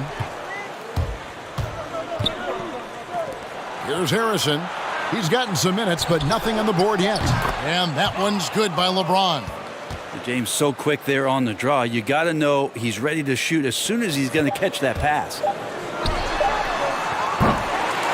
And so it's the Los Angeles Lakers, feeling good about their 17-point lead heading into the break. Their strategy has been clear tonight. Work the ball inside, get shots in the paint, and now they are scoring with ease. We'll get right back to the action when we return.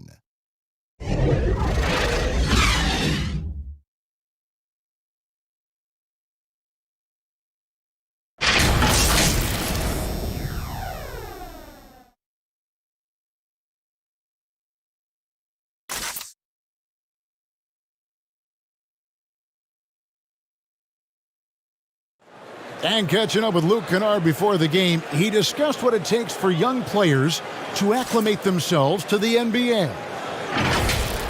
You know, this game, it's a physical game, obviously, but, a lot of it is mental.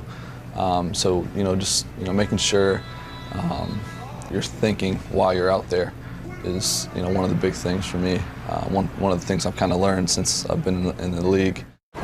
Greg, it takes time mentally for the game to slow down.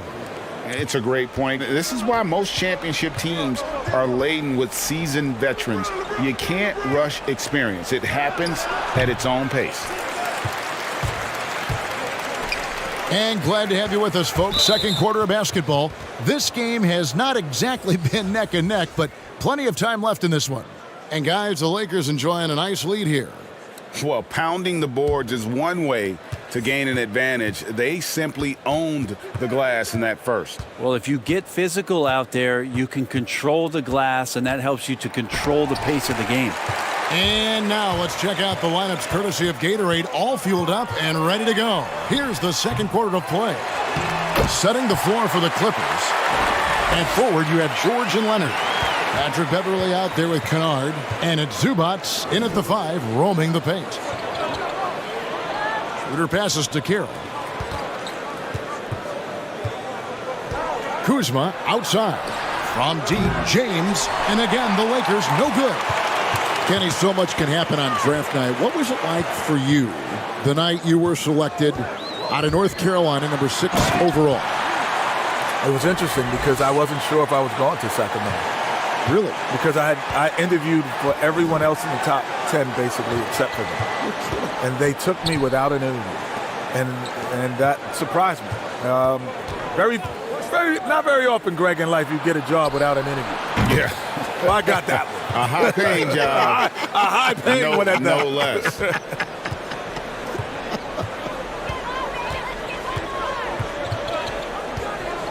Kuzma against Leonard. And finished off by Leonard. Off contact. Starting out in this league, Leonard made his living inside. Pass to Schroeder. Here's Carroll. Kuzma outside. Kuzma with the screen for LeBron. And there's the foul. It goes on Ilyasova. That's his first foul. You know what? Tried to step in and cut him off, but just didn't get there quick enough. Williams, he's checked in for the Clippers. The Lakers also with a sub. Caruso's checked in.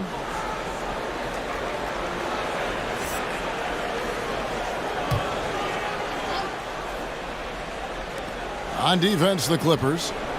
In the second quarter, they've given up just 3 points. There's the pass to Kuzma. And the Lakers with another miss. Clippers trailed by 14. Outside Williams. And the 3 off target. Lakers have gotten off to a rough start here in the second quarter, going just 1 for 5. And keeping us updated from the sideline, let's swing it over to David Aldridge. Kevin, good evening. The Clippers were picked by many to win the title last year. Now, they didn't get it done, but Kawhi Leonard is not concerned. He said, we've just got to keep getting better, to keep fighting. It's about the right team peaking at the right time.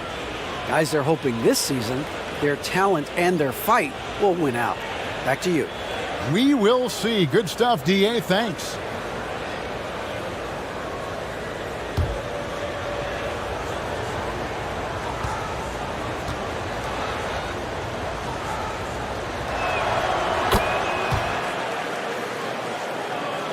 Here's Leonard. He's got 13.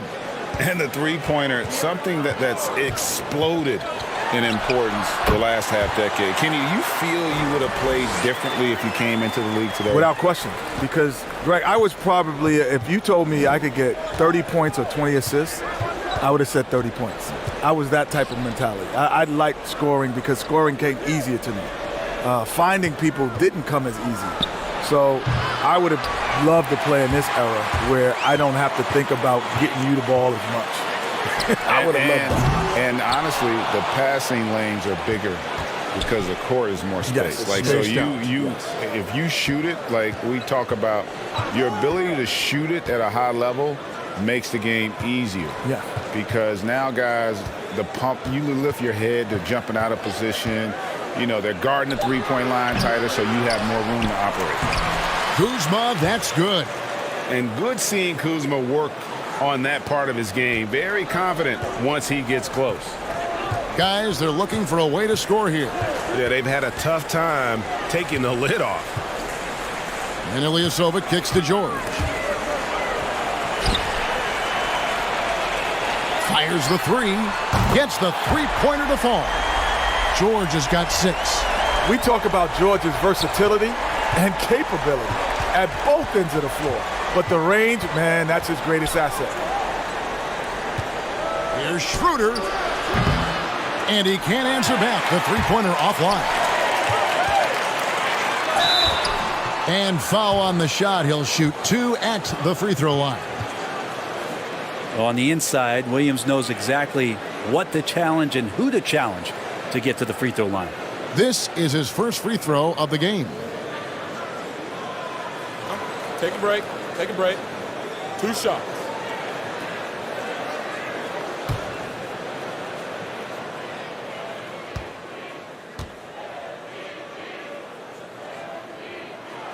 And he makes the first. Well, whether Lou Williams is starting or more than likely coming off the bench, he's such a high-quality role player, someone that can heat up in a hurry and make the difference on those nights during a regular season where you could tally up 6 or 7 more wins. Lou's going to get those for you. And Williams drops them both.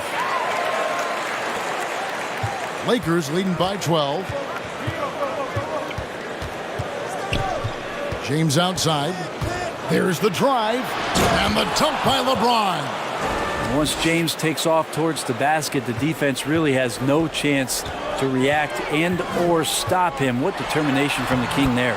George with the bucket. Yeah, that first quarter was a bit shaky. Good to see a player who doesn't let a slow start get to him. LeBron passes to Kuzma. Back to LeBron. Kuzma with a screen on Williams. And LeBron throws it down. They try to be up on LeBron James, and when he gets a little bit of room to shoot off the screen, just like that, great rhythm, that's good. Williams dishes to George. Leonard against Carroll. Here's Zubac. Lays it up off the glass. Zubac has got his second bucket of the game to go. And that's a lesson for the D. Fight harder on the glass. Yeah, you just can't afford to give up second chance opportunities again and again. Schroeder finds Carroll. Now James. Kuzma sets a screen. 4 on the clock. And again, it's LeBron James. James has got 9 points now in the quarter. Not just the accuracy in the quarter, it's his movement and the energy that's getting him on this nice roll. Williams attacking. There it is, his second make of the game. He's missed 5. A tough start scoring the basketball, but they're starting to turn it around now. Kuzma with a screen on Leonard. James outside. Lets a floater go. He watches it go through the hoop for his 8th make. Now 8 for 14. Wow, unconscious has he been this quarter. They're riding that hot hand. Now Williams. 6 points for him. He feeds it to George. And it's George finishing it off.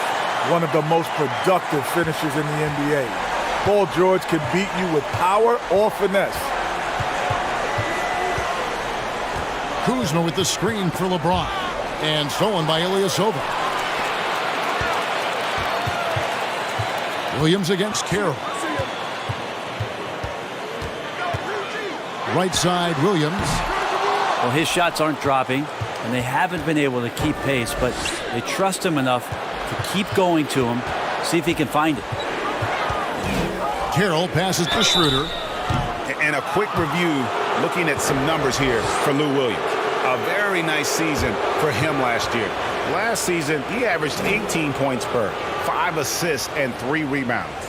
And very few players in the league can go out and produce like he has. Just a great stretch for him.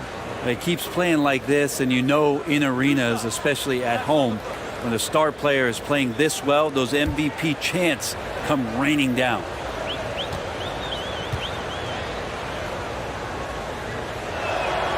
That free throw, no good. Big group substitution here for the Clippers. Marvin Williams is checked in for Zubac. Patterson comes in for Ilyasova. Green, he's checked in for Kawhi Leonard. And it's Luke Kennard in for Paul George. And then for the Lakers, JaVale McGee's checked in for DeMarre Carroll. Turner comes in for LeBron. And it's Harrison in for Alex Caruso.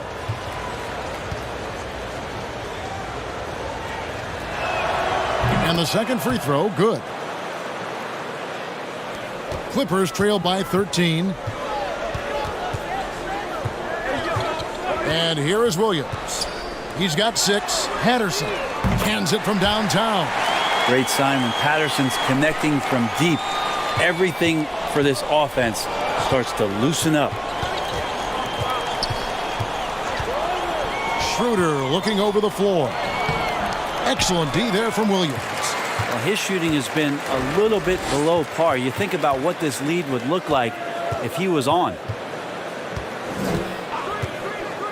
The drive by Green. I tell you what, he earned his money on that foul. The Clippers have put up good numbers at the charity stripe, converting 6 of 7. And last season, as a team, they knocked down 79% of their free throws, so those are numbers you'll be happy with. Shooting 2.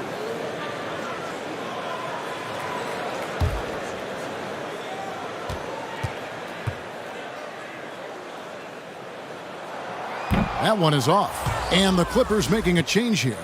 Beverly's checked in.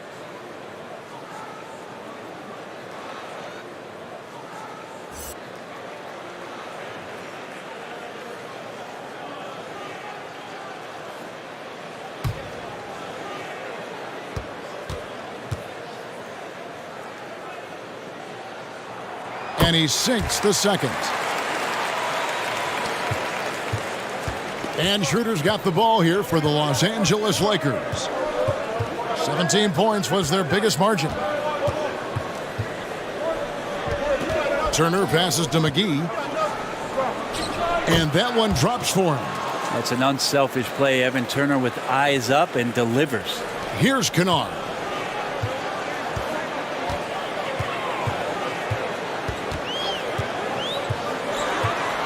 He kicks to Patterson.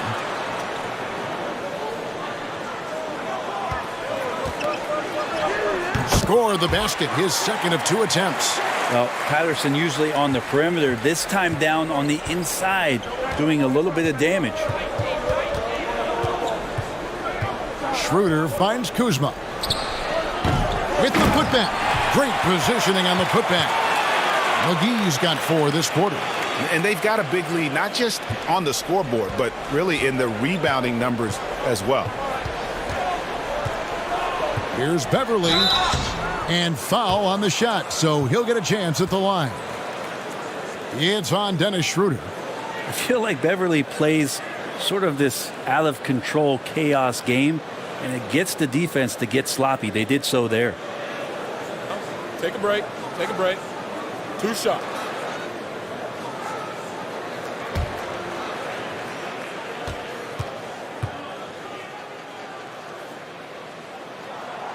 No good on the free throw. One of the better perimeter defenders in the game, and in the golden age of scoring point guards, Patrick Beverly doing his best to slow them down on a nightly basis. And the Lakers making a change here. Crawford's checked in.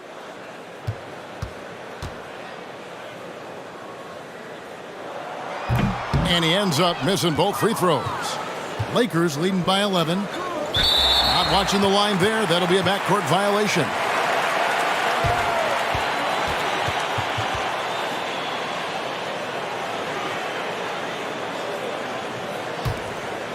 Here's Beverly. With the drive. And oh, he blocked it and deflects off the backboard.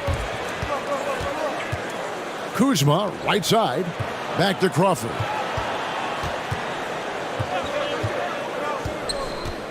To the paint. And McGee kicks to Kuzma. And too long on the shot. His touch from mid-range, that's almost always good. That won't shake his confidence. Williams with the ball, and McGee picks him up defensively. Kennard finds Green. And Green slams it in. Yeah, he just punched the ticket on that one. That'll get the job done. Powerful two-hand jam. Outside Turner. Crawford against Green. And contact on the shot, so he'll be shooting free throws here. Well, when you're on defense, hands up and antennas up with Crawford, constantly looking to get himself to the free throw line. Now let's take a moment to get your guys' take on the scoring so far for the Lakers. They've pounded the ball inside in the first half, forcing the D to collapse, and that frees up the shooters going forward. For some reason, they've also had guys in the right spots on the offensive glass. Lots of putbacks. He's off on the first. Crawford continues to get the job done out there. One of the best sixth men to ever play this game.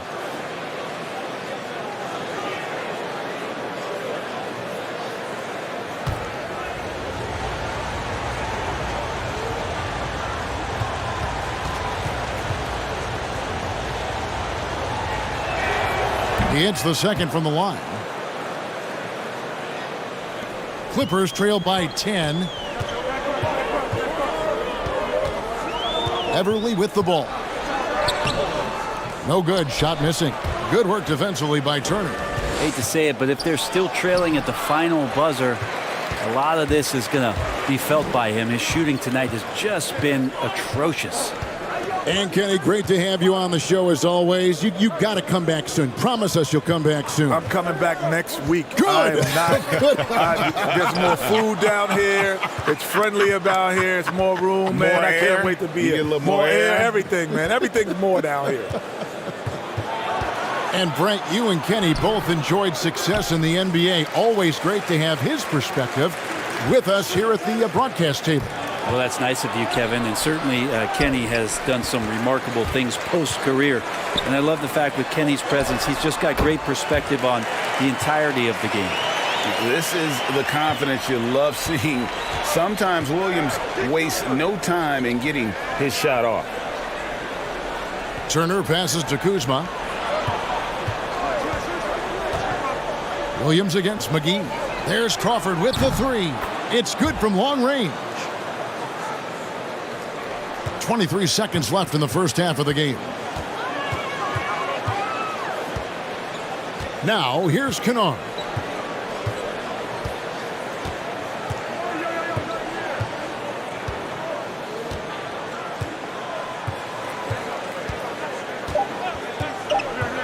And he drives in, and he makes no mistake on the slam dunk.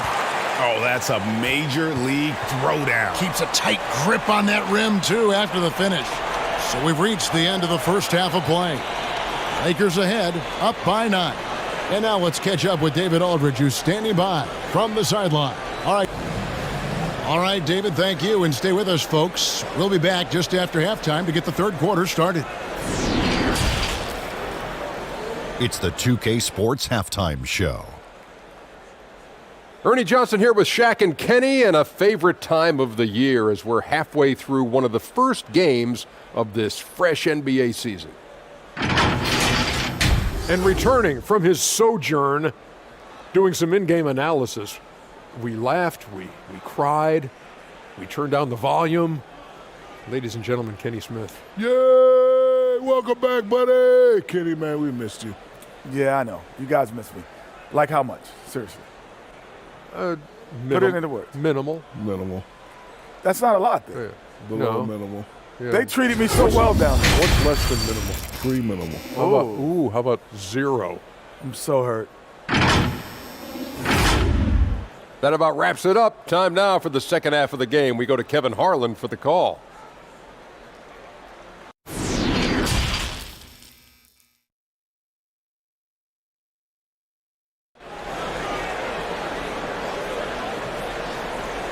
And if you're just joining us in this one, first half is in the books, 1 half to go. It's been quite a game for JaVale McGee. Really impressed with the shot selection through the first half, just taking what he can get from the defense. Yeah, I'm thinking back to the first half and wondering, did he take a low percentage shot? Everything efficient. And we've got third quarter of basketball for you, 2 quarters in the books. Teams have dynasties, the 90s, Michael Jordan. We've seen it over the many decades. Over the next decade, though, who do you think is going to lead the pack there, Greg? Ooh, that's a great question. You know, with the way Father Time is treating LeBron, you might have to wait and see because he is still playing at such a high level. But, you know, obviously Giannis has got to be on the short list with the Bucks. For me, I really look at Luka in Dallas. I just feel like with Kristaps Porzingis, that duo could just be deadly with how the game is played. But don't sleep on the Celtics with Tatum and Brown and that group that they have, with the front office they have. Man, I think the league overall is going to be in great shape moving forward. It sure seems that way. So the Lakers 5 right now. LeBron and Kuzma make up the forwards. Crawford out there with Dennis Schroeder, and it's McGee in at the 5 spot. He gets that one. McGee's got 4 points now in the quarter. And at the offensive end, he's done about as much as they could have hoped for today. Here's Williams. 6 points for him. The rebound by the Lakers. James has got his 6th rebound on the night. Inside, here's Kuzma. Yes, it's James picking up the assist. Kuzma's got 6. Yeah, that's the 3rd bucket in a row from the paint. This defense needs to clog those lanes in the middle. Leonard the pass to Zubac, and it's good. 2 points. I like to see Leonard's ability to dish the ball off the screen and roll. It's becoming a huge advantage for this team. Passes it to McGee. And here's Kuzma. There's Crawford with the 3. It's hauled in by Zubac. They're going to have to make a pretty big comeback here. I think it's be a mistake to let the shot clock in under 10 seconds from here on out. Leonard sets a screen for Williams. Pass to Ilyasova. Now Leonard, covered by LeBron. Just 5 on the clock. Over LeBron. That one off the back iron and out. And being that close to the hoop, I thought he had enough room to finish that one. Well, we're into the third quarter, just over 2.5 minutes played. And he'll shoot free throws here. Clearly fouled on that shot that time, the whistle blowing. The one thing about Dennis Schroeder as a point guard that you have to respect is he's fearless about attacking the rim. And it'll be his 4th time going to the free throw line in the game. Shooting 2.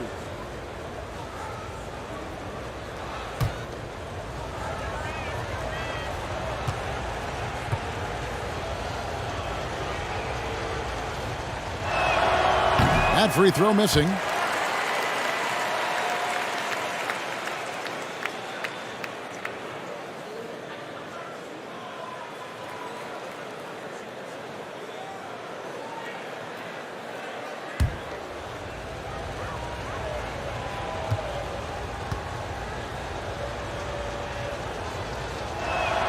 Good on the second free throw.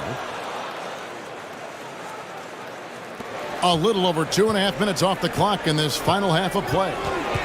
They need a bucket in a big way here to regain some confidence. George against Crawford. Here's Zubac, and the dunk by Zubac. A really good decision there from Paul George. Quick to find the open man. And the versatility of Paul George's game, elite defense and rebounding, steals and deflections. You think about Paul George moving to several teams, yet still having the impact on both ends of the floor. I think that is a telltale sign that you have an elite talent in Paul George. Damari Carroll's checked in for the Lakers. And a chance there to look back at the stunning Mobile One block a moment ago. Guys, that's about as good a defensive play as you'll see. Instant reaction to get a hand to the shot. LeBron outside. Clock at 6. Played in with a nice touch off the glass. James has got 20. And there's a pattern starting to take shape here. They're working it inside and getting good shots from close range. Williams dishes to George. They've shown some strength in the paint today. Their work on the boards has been impressive. Leonard against Schroeder. The shot, no good. 80 that time from Leonard. Williams against Schroeder. Williams kicks to Leonard. Zubac with the screen for Leonard. To the inside. And the dunk by Zubac. Well, you see the improvement in terms of high-level playmaking, a great understanding of all the offensive scheme that Kawhi Leonard possesses. To the middle. The shot's good from McGee. McGee's got 6 here in this quarter. Big miscommunication on defense. He recognizes it and quickly takes advantage. Well, I know they don't have mobile devices out there for texting, so they might as well talk to one another.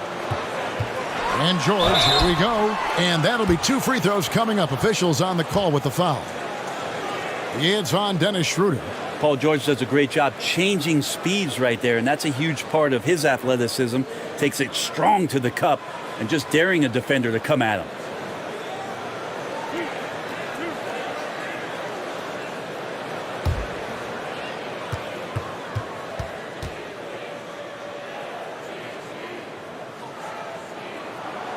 He misses the free throw. Reggie, we hear this a lot. It's almost too popular now to say good offense beats good defense. Being a defensive-minded player yourself, do you agree with that statement? Absolutely, Kevin. And the thing is, in today's game, when I played, there was an era, you could hold teams in the 80s and 90s. You could go a quarter and keep them at 12, 15 points. You can't do that now. It's different. You've got to be able to win stretches of 2 and 3 minutes. And honestly, you're right. The offense does dictate far more, but it doesn't discount the importance of defense. And if you still look at the reigning champs and the teams that have won titles recently, that's still one area that they're consistent in is their defensive approach. Zubac, a screen on James. Here's Leonard. The dunk and the foul, a powerhouse move, and he's got a chance for one more at the line. That's on LeBron James. And this is who he has become. Leonard, with the great body control, takes the hit and still able to sink the shot and one. He's gone 2 for 2 at the line so far. And you look at his numbers from last year, 89% from the line, so hard to ask for much more than that.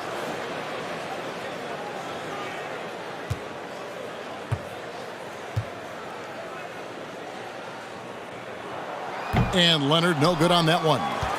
And in a player empowerment era, no greater power move than Kawhi Leonard's last year. Fresh off a Finals MVP with the Raptors, he signed with his hometown Clippers and compelled a trade for Paul George. Think about that 14-month run where Kawhi Leonard made his way to Toronto, a team that was on the cusp for many seasons, goes there, wins the MVP and the championship for the Raptors, and then ends up in his hometown of Los Angeles to try to do the same for the Clippers. Now that's getting it done and writing your own story. Now here is George. He's covered closely. The Lakers with the rebound. McGee's got 13 rebounds in the game. Class eating. Zubac against Schroeder. The shot's good from McGee. McGee's got 10 points here in the second half. Another bucket down low. They've been the aggressors, taking the ball inside and attacking at the rim.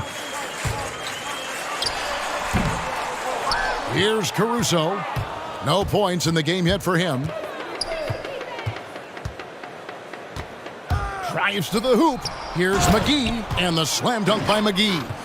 Not getting old here, seeing him make that lead pass with perfect timing.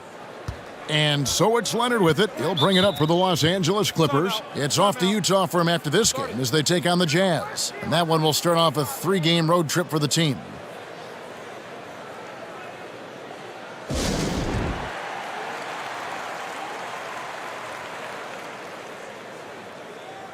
For the Clippers, Marvin Williams is checked in for Zubac. Luke Kennard comes in for Ilyasova. And it's Patrick Beverley in for Williams. And the Lakers also making a switch. Evan Turner, he's checked in for Dennis Schroeder. The Lakers on D. They have a 22-point lead. It's the most they've led by. Looking to end the run. And he gets the whistle. 2 free throws coming up. And now let's take a look at Kawhi Leonard. Last season, he played outstanding. 6th in steals, 8th in scoring, and ranked in the top 15 in free throw percentage. Tremendous confidence and technique at the line. And like a thief in the night, he will pick your pocket clean. Top 10 in steals, as you said last year. Always a threat to cause a turnover. And the first one drops. Well, what you like about Williams is how he's changed his game over time. Now he's a fantastic stretch 4 in this league.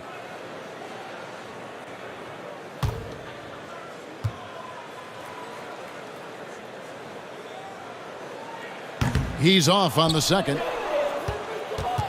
Lakers leading by 21. Outside Turner. Over Beverly. They get it back. McGee. And the slam dunk by McGee.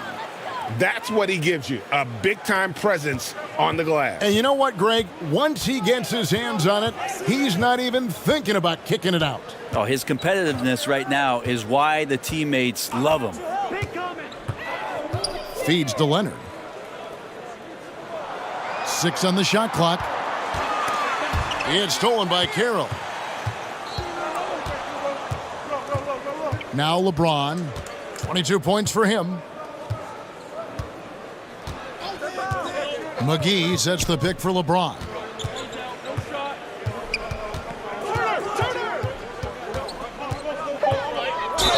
No stopping him there. Jams it in as he's fouled. A chance now for a 3-point play. Shooting one. It's on Kawhi Leonard. Did you see LeBron just shrug off that contact there? It's like nothing even hit him. Let's quickly check out the scoring breakdown here for the Lakers. Fantastic passing. We saw it in the first half, and it's carried over here in the second. The other thing they've done is had penetrating passes inside, in the interior, plenty of points in the paint. Catching up on the changes for the Clippers. Patrick Patterson, he's checked in for Leonard, and it's Green in for George. The free throw drops for James. Greg, one of your former teammates, John Starks, would get under a guy's skin on the court. He's like a nuisance, but really opposite off the floor, away from the game. I tell you, Kev, John's got a heart of gold, and anybody that knows him is going to be a fan of the person. John is as good a friend as I can ever recall having. He gets a chance now to catch up with the 4th member of our crew, Hall of Famer David Aldridge. Hey, Kevin, we know that for years the NBA has thought about a postseason play-in tournament to get more teams and fans involved. Last year's pandemic stoppage basically necessitated its implementation. For the NBA, the disruption of business as usual enabled innovation and risk-taking. I don't want to be too hoity-toity, but it was Albert Einstein who once said, "In the midst of every crisis lies great opportunity." Guys, back to you. You're right. Thank you, David. It's the all-around game of LeBron James. Dominant scorer, great rebounder, incredible passer, and an intense defender when he wants to be.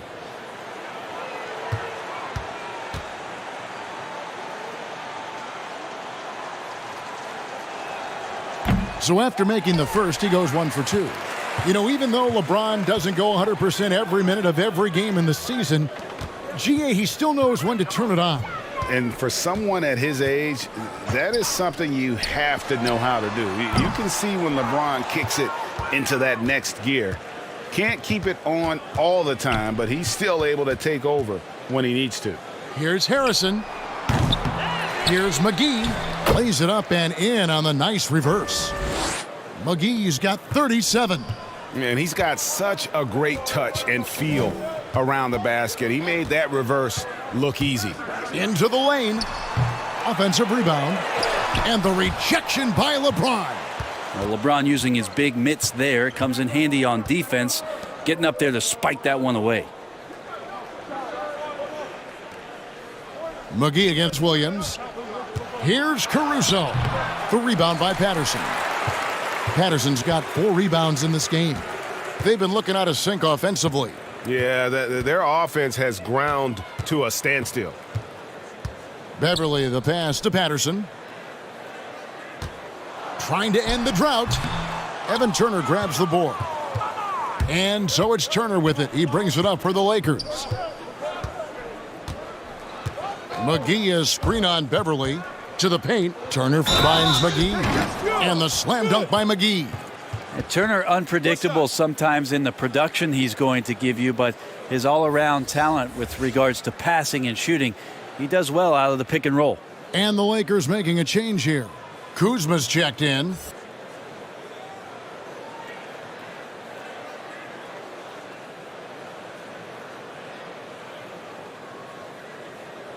One shot.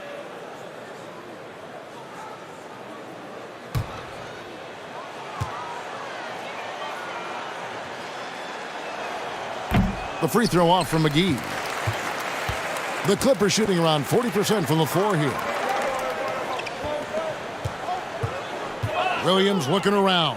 There's Green with the 3. Harrison with the rebound. And they just can't find a way to end this thing. Nothing falling right now. Frustration seems to be mounting here, and you can see not just in their faces, but right now in their quick and hurried shot selection. Outside Turner. McGee is screen on Beverly. Shots good by Turner. I'm sorry, that's poor defense down low again. It's been a mismatch thus far in the paint. And here is Green. 2 free throws coming up, and they call the shooting foul.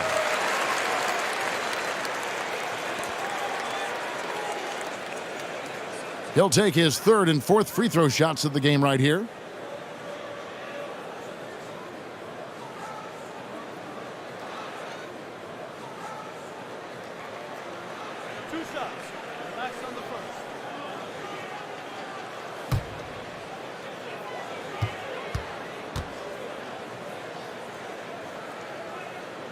And he can't get the first one.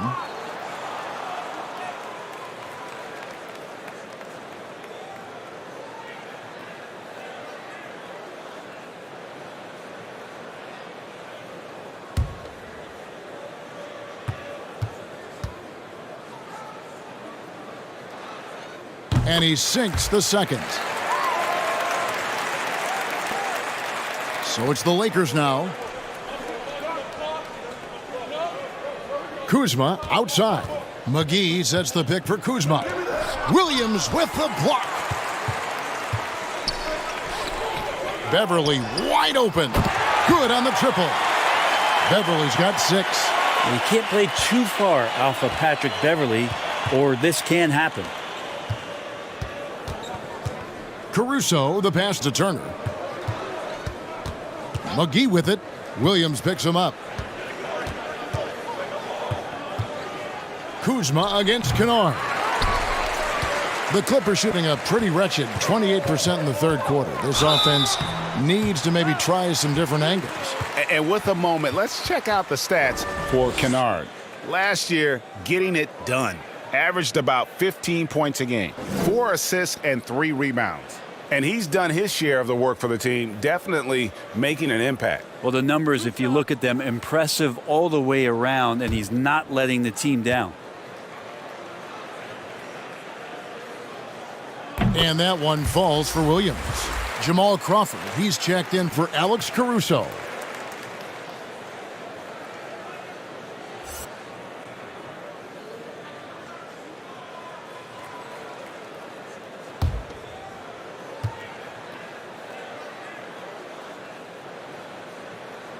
And good on the second, so he makes them both. The Lakers shooting an efficient 53% from the field. Outside Turner. Here's Kuzma, and that one drops. He's got 8. They are just killing them on the interior. Pass to Williams. Back to Beverley. And there's the pass to Kennard. Hits it from three-point range. Kennard's got his second bucket of the night. Well, if you're open, Patrick Beverley is going to do his best to get you the ball. Kuzma outside.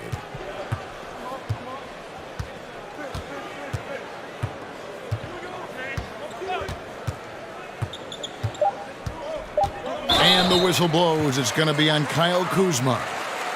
That's his first foul. Yeah, really good defensive play to cut him off there and square up. And so it's the Los Angeles Lakers, ahead by 26 points as we get ready for the break. They've been playing some ferocious defense. And we've got more NBA action on 2K Sports coming your way after this break.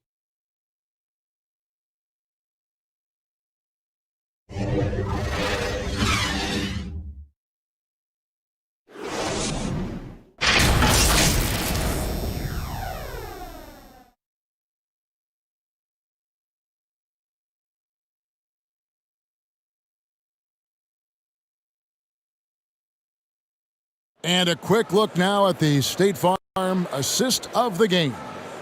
Yeah, an easy choice tonight. Look at the precision on this pass. Put it on a platter for him. Well, there's a way to break down the defense with the handle, but you can do it with the pass. Prime example of that right there.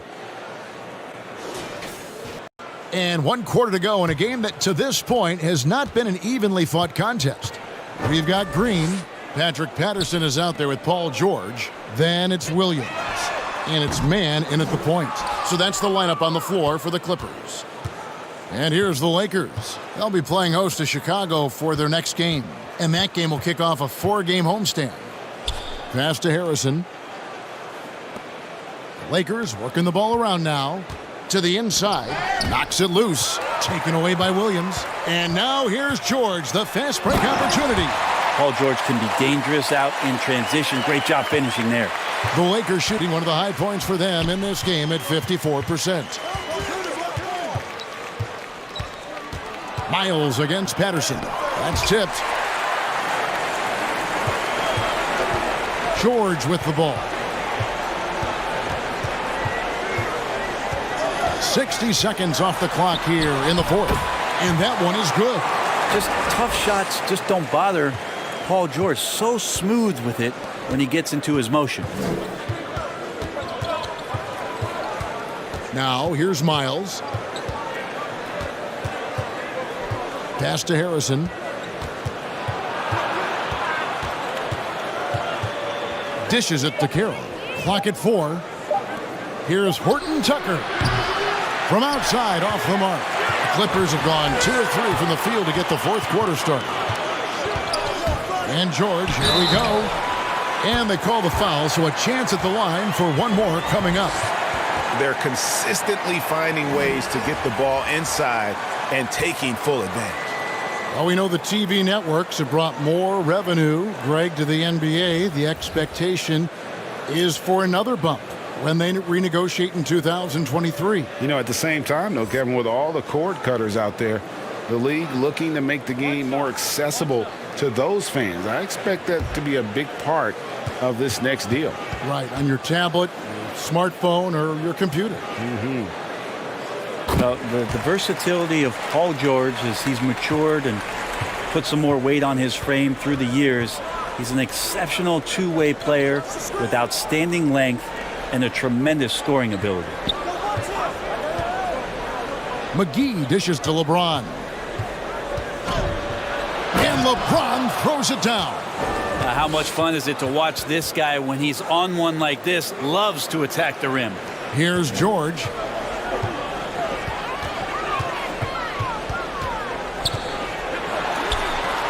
Connects from three-point range.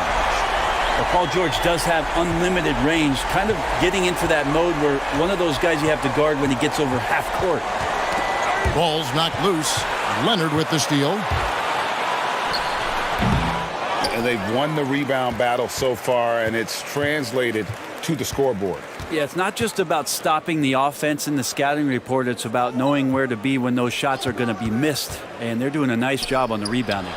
The shot's good from LeBron. Down the stretch, he's been flat out awesome. He helped them get the lead, and now he's making sure they keep it. And Williams, here we go. Straight D that time from Dennis Schroeder. Caruso kicks to LeBron. Schroeder outside. Kuzma passes to McGee. He dishes it to James. McGee is screen on George. Fires from 14. Not going to go that time. And the Clippers will come the other way. Zubac a screen on James. Knocked loose. Stolen by McGee. And a lot of contact on that one, so he'll shoot two here. That one on George. That's not a pretty thing. LeBron James driving right at you, full speed, and when he gets into the lane and towards the rim, he's going to make contact.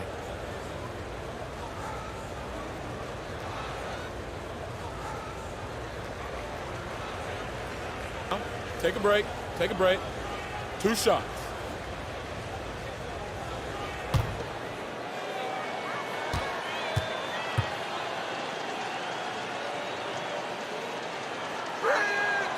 No good on that one. Yeah, sometimes in a game you settle a little bit before settling in, and right now I think he's a big factor in how they're getting to the line.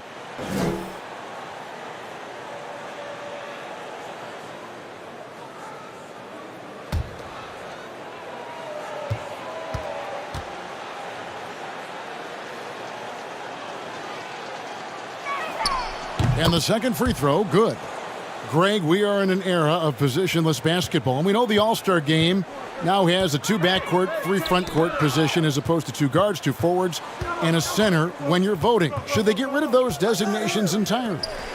I tell you what, I think you could make a strong case for that. But you go back to last season, many felt Jimmy Butler got robbed of a starting spot. Yes. I think, listen, this is the fans' vote.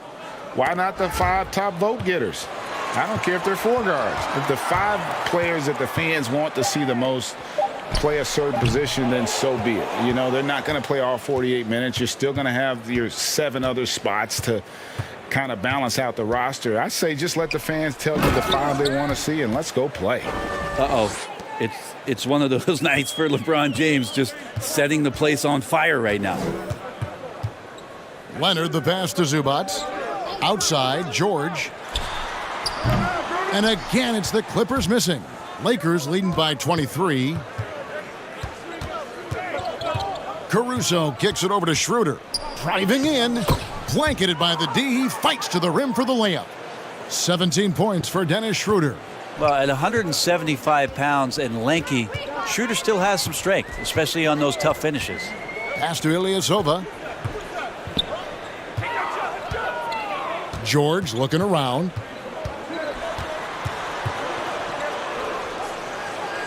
Can they get it? Rebound the Lakers. Here's James. And last year in uncharted waters for the whole country, Brent, the NBA ended up with a pretty good plan, I think, using the Orlando bubble. The first idea, Kevin, was to suspend the season. And that's where all the best decisions came from.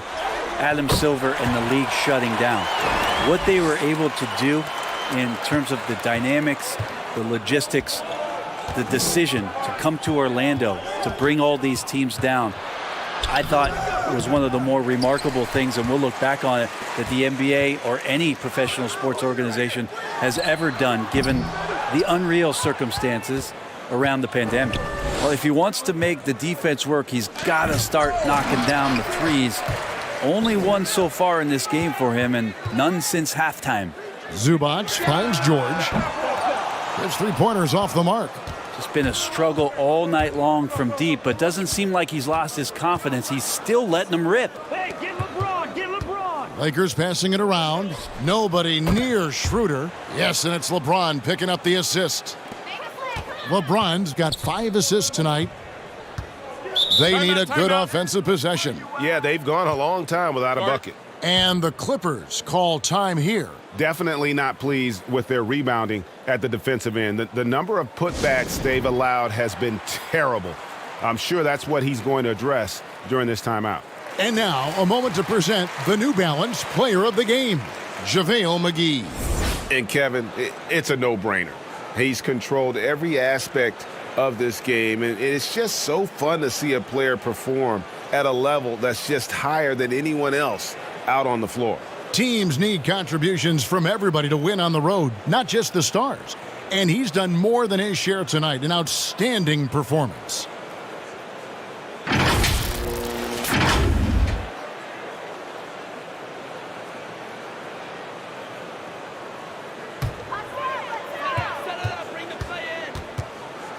On the wing, Williams. He's guarded by Schroeder.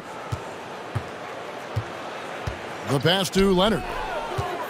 Back to Williams. Shot clock at 6. Well, that's a shot right there he's going to hit 9 times out of 10. We just saw the 10% he doesn't make. Kuzma with a screen on George. And the basket by Brewer. Brewer's got his first basket of the night. Now, how about how he sets his man up there, runs him right into the screen, and then gets the basket. Leonard inside, Turner covering, and Leonard gets it to go on the assist by Williams. Yeah, you could be as physical as you want with Kawhi Leonard. He just stays with it and is unshaken. Brewer passes to Schroeder. Greg, you know, we're seeing players take control of their free agent destiny. Do players get a bad rap for that and switching teams? Listen, I don't know if you get a bad rap, but you're going to catch the wrath of the fan base. You think of Paul George in Indy or KD in OKC, and fans, they're going to feel jilted. There's no doubt about it. They're going to feel scorned. Yeah, and the Clippers making a switch here. Mann's checked in.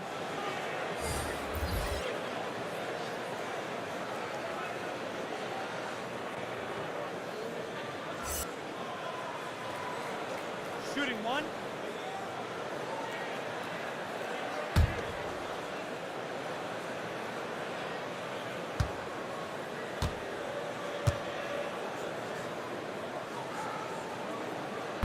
And that one misses. Well, there's a quiet intensity that Kawhi Leonard brings to both ends of the floor, a defensive menace, and it's amazing to watch him, just how disruptive he can be when he's guarding the 1, 2, 3, or even 4-man and messing up offensive schemes. The Clippers have gone 7 of 16 from the field here in the fourth. That's about 43%. Now, here's George, covered by Brewer. Stolen by Miles. And it's the Lakers on the break. Brewer with the ball. The feed to Miles. Goes back up. Brewer, good. such a big part of what he does for this team. Just work and work on the boards, generate second chance opportunities, and hopefully convert. And they call an illegal screen here. And we've just seen them make mistakes on back-to-back trips. Both those turnovers could have been avoided. Green, he's checked in for Kawhi Leonard.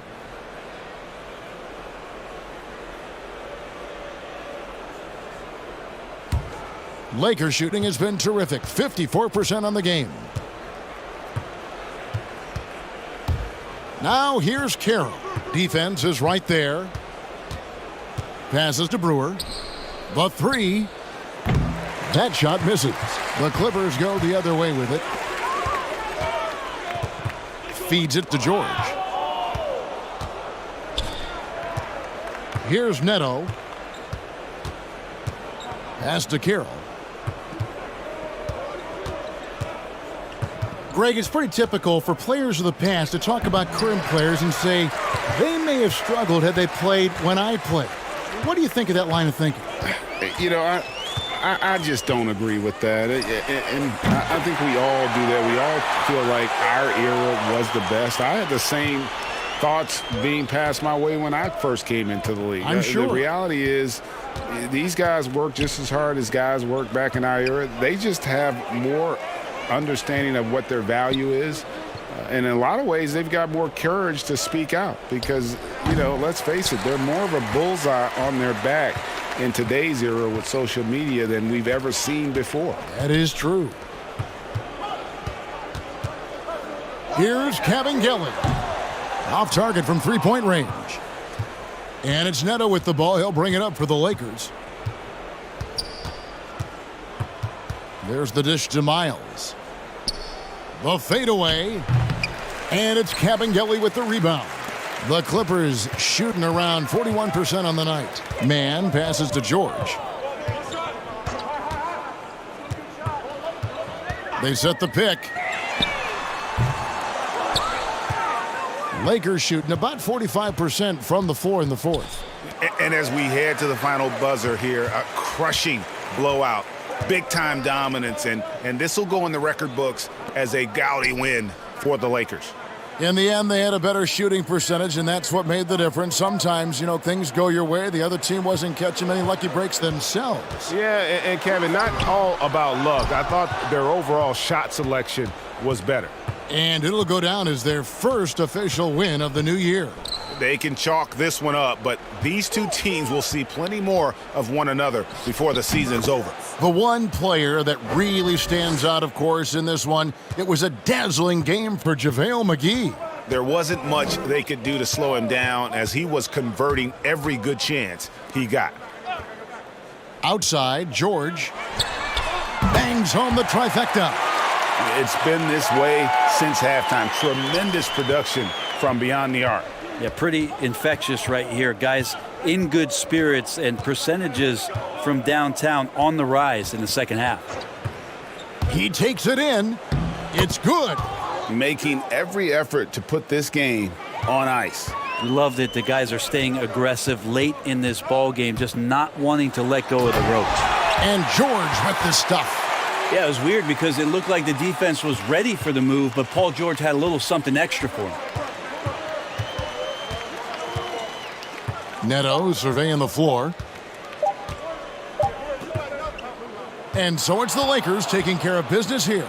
A resounding victory for them. And Greg in enemy territory, no less. That's exactly right. But with the way they controlled the game and just completely took the crowd out of it, that's how to get it done on the road. It's time now to go courtside as we send you over to David Aldridge from the sideline. David, take it away. All right, David, great job. Thanks so much. And that's going to do it tonight, folks, for our broadcast. For Brett Berry, Greg Anthony, and David Aldridge, this is Kevin Harlan along with our 2K Sports crew. See you later.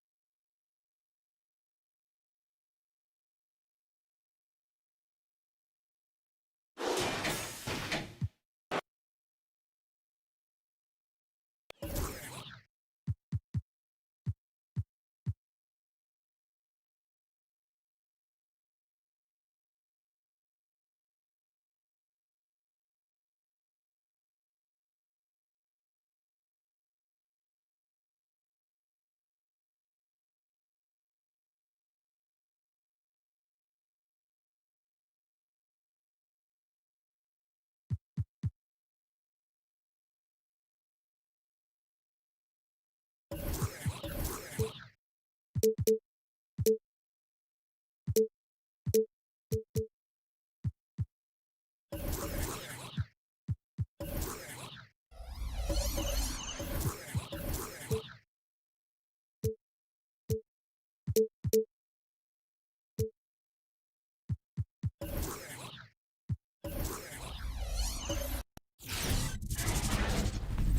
Raptors with a singular focus as they get off the team bus, looking to lock down a valuable win on the road.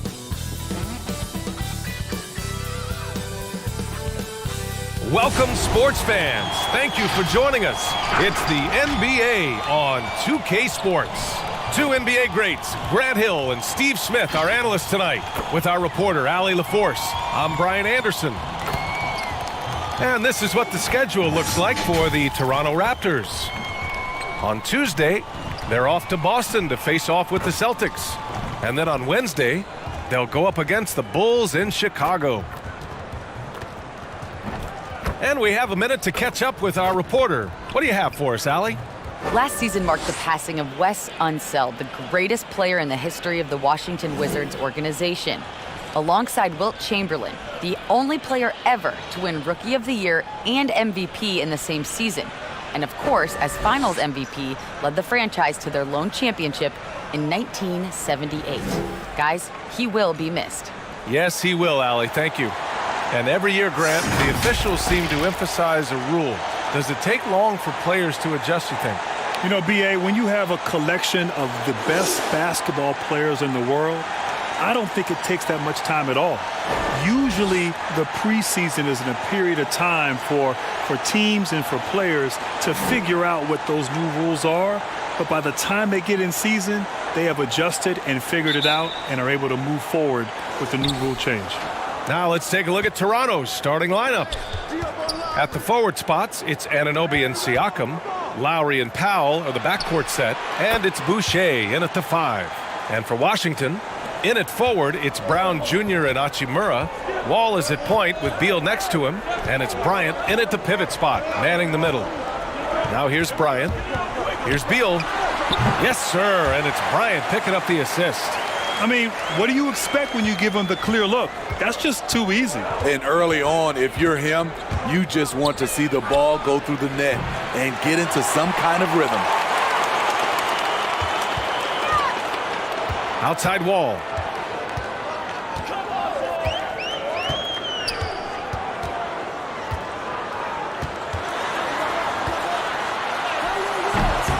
Siakam with the defensive effort. I'll tell you what, I think he thought that was going in. I sure did. Powell outside. Back to Lowry. This one for 3. And Bryant pulls it down. Lowry against Wall. Beal outside. The 3 is up.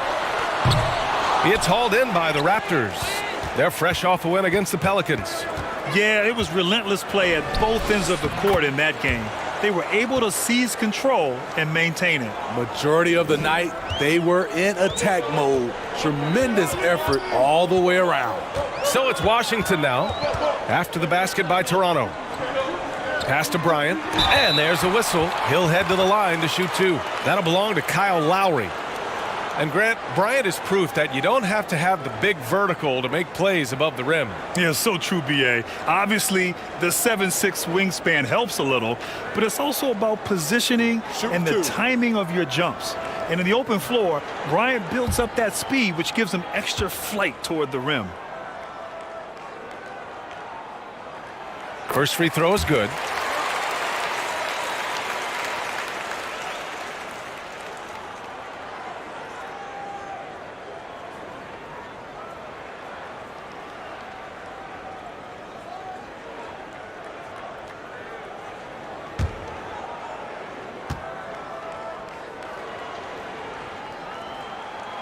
That one misses.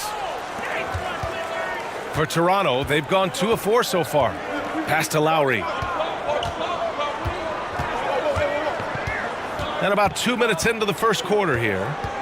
Boucher with it. Lets the 3 fly. Lowry with another miss. The Wizards have gone 1 of 3 from the floor. Wall against Lowry. Steps back and fires. Oh, and he got fouled on his way up. He'll head to the line to shoot 2. The officials were right on top of that one.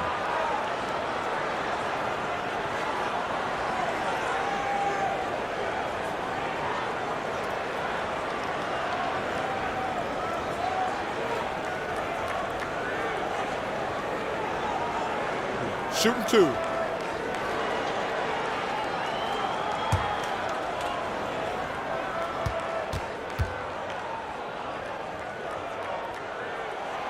He misses the free throw.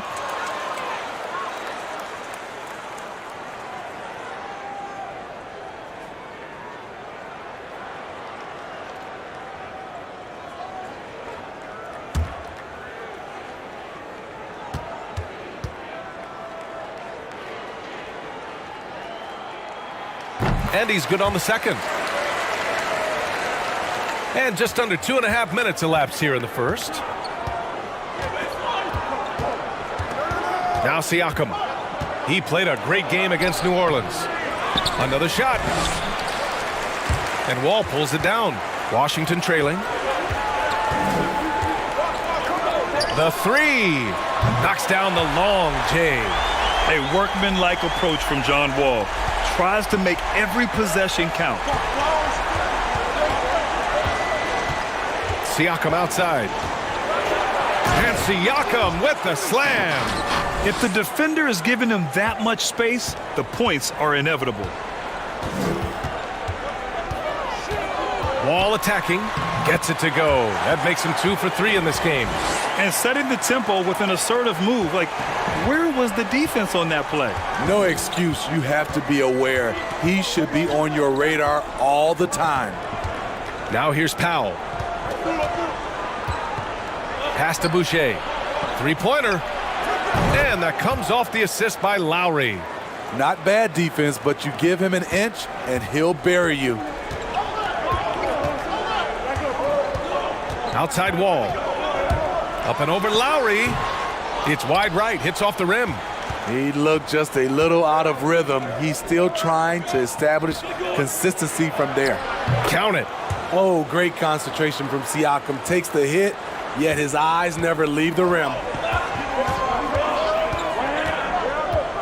Wall with it. He's got 6.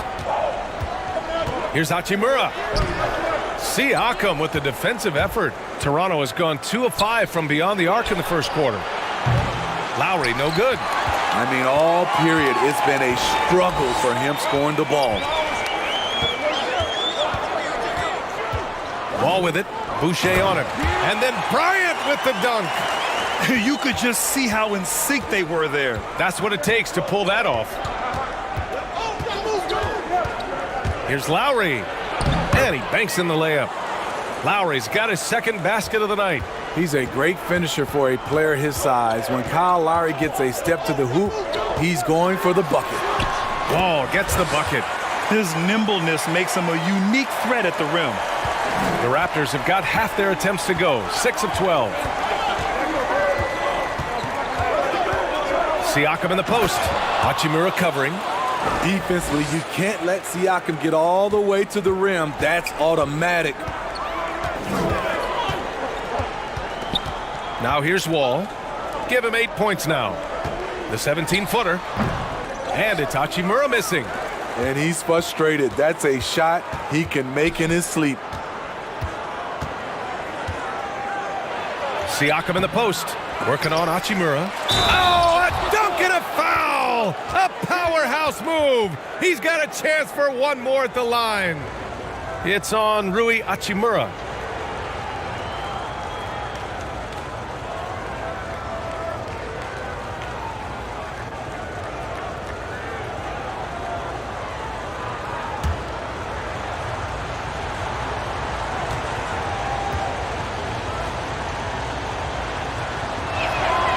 From a role player to an elite talent, Pascal Siakam continues to impress with his all-around game. Now here's Beal. Takes it inside, and he'll draw the foul. He'll head to the line for 2. It's on Norman Powell. And after having carried Washington for quite a while, last year, Beal finally spoke up about the culture of his team. He said, "I don't like losing. It's going to keep blowing up for me until we start winning." Shooting 2.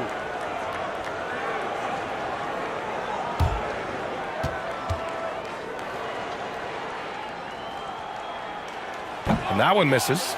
You know, I think when Beal was asked what in the culture is missing, he said having that winning attitude and winning habits. Yeah, so true, B.A. And this is not an attempt to get traded at all.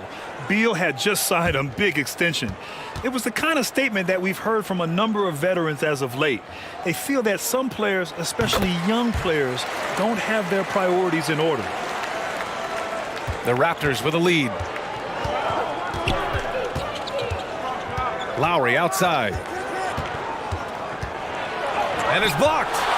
So far, rebounding has been a focal point for them.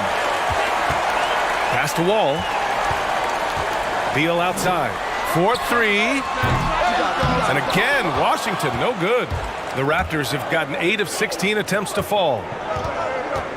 Here's Boucher. And so he draws the foul, headed to the line to shoot a pair. And he just powered through contact, trying to complete the play.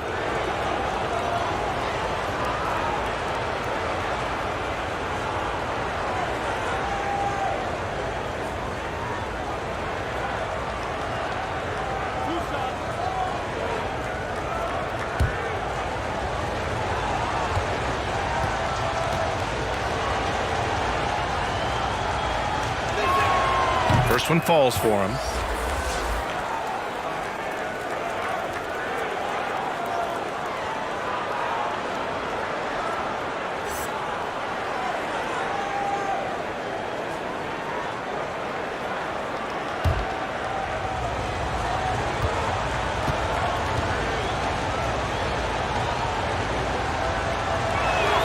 And so he hits both.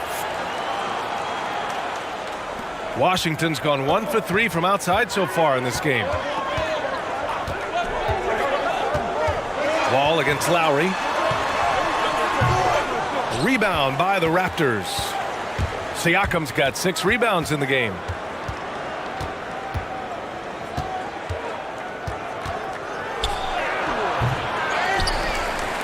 Good. That's his 5th bucket in 9 attempts. This run has been fueled by their Matador defense.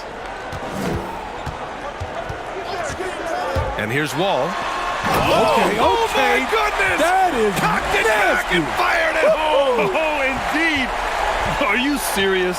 John Wall with the statement. Oh, that's pretty. Now here's Lowry. 7-point differential. Siakam left side. Shoots over Beal. Gets it. He's 6 for 10 and looking confident out there. Man, he has been locked in this quarter, shouldering the load at the offensive end. Wall on the take. Count that one. Wall's got 12 points in the game. They're still behind, but not because of his efforts. He's been unbelievable this quarter. Here's Lowry. In his last outing, 16 points for him. Pass to Siakam. And there's the drive. And then Siakam with the jam. Strong finish. Siakam with great balance, able to complete the play through contact.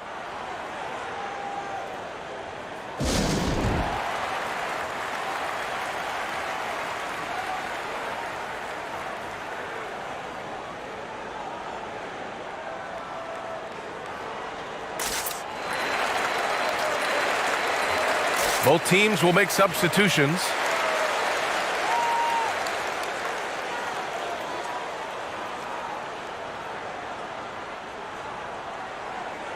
Boy, you look at Pascal Siakam. He's been playing really well. This guy is killing you, and so far I haven't seen a good adjustment defensively. Now here's Wall. 12 points for him. Here's Pasechniks. And that's good. His first bucket of the game. When they get their opportunity to punch it inside, they don't hesitate.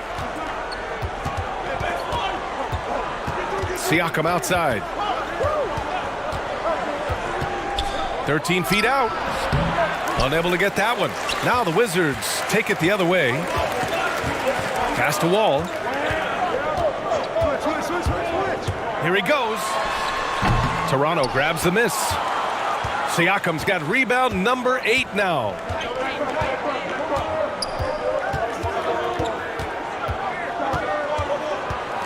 "13 feet out. It's hauled in by Robinson. I'm not sure the defense affected that shot. That was just a blown gimme. There's the block. Here's McCaw. In his last outing, 8 points for him. Boucher, no good. I mean, you won't see this too often. Getting denied at the rim. He's likely to remember that one. Wall with it, and it's Boucher picking him up. Wall, no good. Toronto has gone only 2 of 6 from the three-point line in this first quarter. And the basket by Siakam. He's given a great lift to this offense tonight. Very, very efficient. They need something good to happen here. Yeah, they've gone way too long without a score. Wall gets the bucket. Wall's got 14 points for the game. Taking things into his own hands this quarter, trying to keep his team afloat. Siakam outside. Robinson with a steal. Now the Wizards in transition. And he's going to the line for 2. The official saw contact while he was going up. It goes on Chris Boucher. Elbow. 2.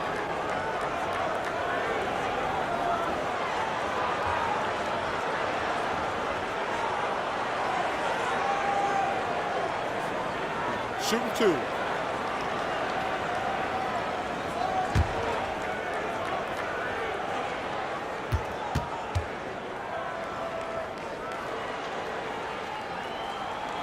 The first one falls. The Wizards making a switch here. Smith's checked in. The Raptors making a switch here.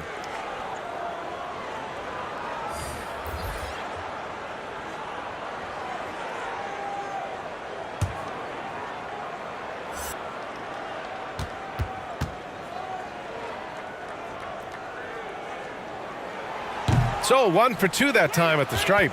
And missed free throws have been a problem for them early. Here's Frazier. And it goes. As the official calls the foul, count it, and he'll shoot one more at the line.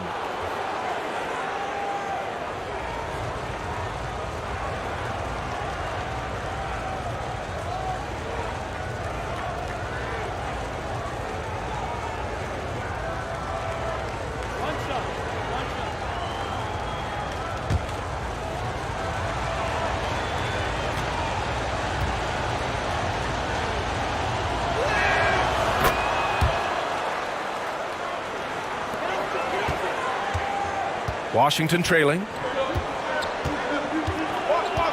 Pass to Avdia. The 3 is up. No good. And Toronto will come the other way. Here's Frazier. Siakam outside.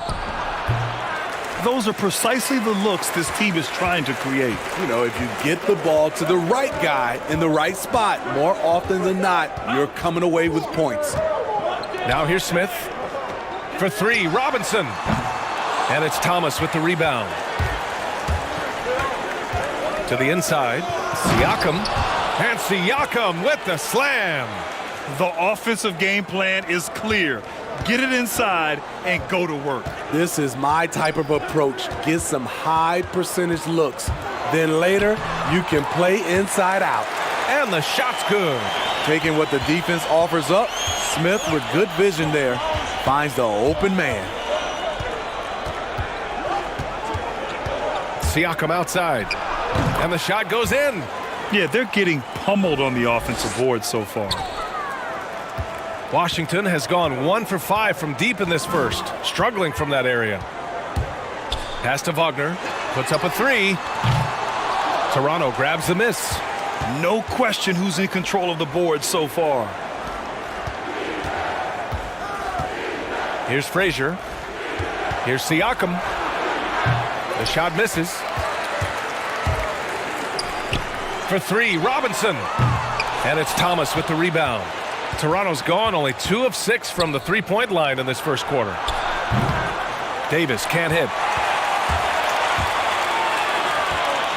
Here's Pasechniks. Ooh, and he took a hard foul on the shot. So he'll head to the line to shoot a pair.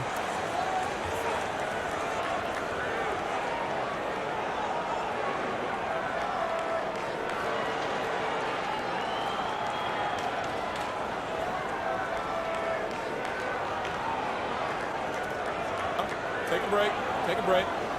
2 shots.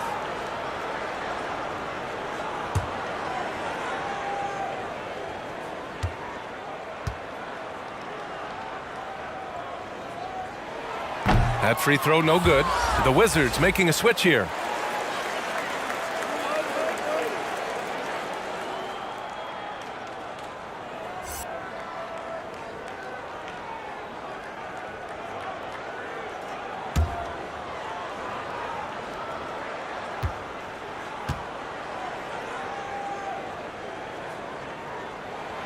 And he sinks the second.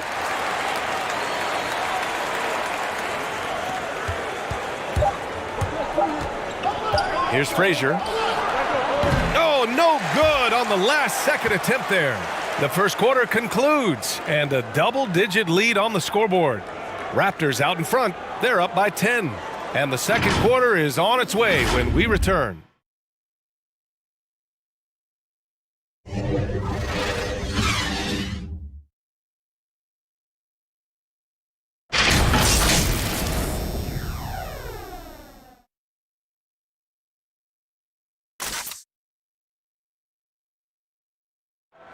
And we chatted with Bradley Beal recently, who touched upon the joys of playing at home. Being yourself, being in your own comfortable setting, and then arena packed full of your own fans rooting and cheering you on. That's constant motivation and just energy, that puts us into this mindset that we have to win at home. Yeah, protecting your turf. That's usually where it starts. Yeah, it's just a matter of pride, making your opponent feel uncomfortable. 2 advantages that erode when you lose in your own house. We welcome you back to second quarter action. Plenty of basketball left to play, but this one has been one-sided so far. And from what we've seen from the Raptors, what's your take so far? Well, it's pretty obvious. Cashing in on extra opportunities. That's how they built this early lead. You can do everything else right, but if you fail to take care of the defensive glass, you're killing your chances. So for Toronto right now, we've got Pascal Siakam, Norman Powell out there with OG Anunoby. Then it's Kyle Lowry, and it's Davis in at the shooting guard. All right, Grant, for pure entertainment, who do you love to watch? Oh, that's easy right there. The Joker, Nikola Jokic. I absolutely love his game. His versatility. At times, he's a little bit unorthodox. His passing. Everything about his game is fun to watch. You never know what's going to happen. And you know what? I don't think he's going to know either. But he's a joy to watch and a great talent in this league. The Joker. All right, let's check in with Allie LaForce. The Wizards are rebuilding and rebranding their organization around the term monumental basketball. Looking at best practices, they've staffed up with top talent, they're defining roles and responsibilities. Guys, the goal here is to create a patient and a collaborative approach that yields to long-term success. And Allie calls for optimism in the DMV. And he gets the bucket. They're punishing those late defensive rotations, getting good looks inside throughout the half. Now Lowry, 7 points in the game. Boucher outside, over Bryant. Boucher, no good. For Washington, they've got 2 of 3 shots to go in the second. Back to Hachimura, and he floats it in for the easy 2. Credit the sweet setup on that one. They just look so overwhelmed inside. That's why they continue to get attacked. Powell with it. Well, he hasn't put up any points yet in this one. Oh, plenty of contact on that shot. Officials call the foul, and he'll take 2 free throws now. It's going to be on Bradley Beal.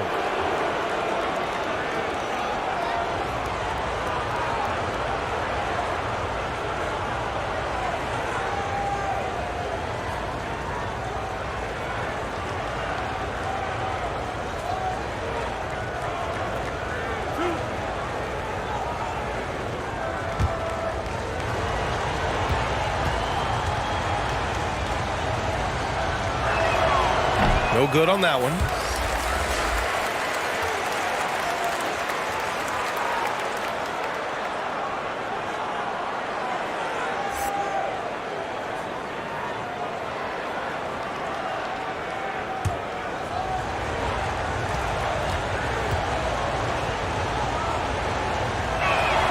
And the second free throw is good. And here in the second, 2 minutes gone by. Beal outside. Second shot opportunity. The shot no good. Oh, good D by Boucher. And one of the reasons they're down right now is because they've fallen in love with the jump shot. Anunoby passes to Davis. He had more than enough room to hit that. Just couldn't make it happen. Beal from outside. Can't get it to drop. And it's the Raptors taking it the other way. They've led by as many as 11. Offensive rebound. Boucher up top. That three's off the mark. I mean, he's trying to shoot his way out of what's becoming a prolonged cold streak. You know, to me, this is when you want to focus on creating for others. Give someone else a chance. It's called a teammate. Terrific play. This is why you run your offense through him and live with the results. Powell in the post. Defended by Brown. Powell's shot is off. The Wizards have gotten 4 of 8 shots to drop in the second.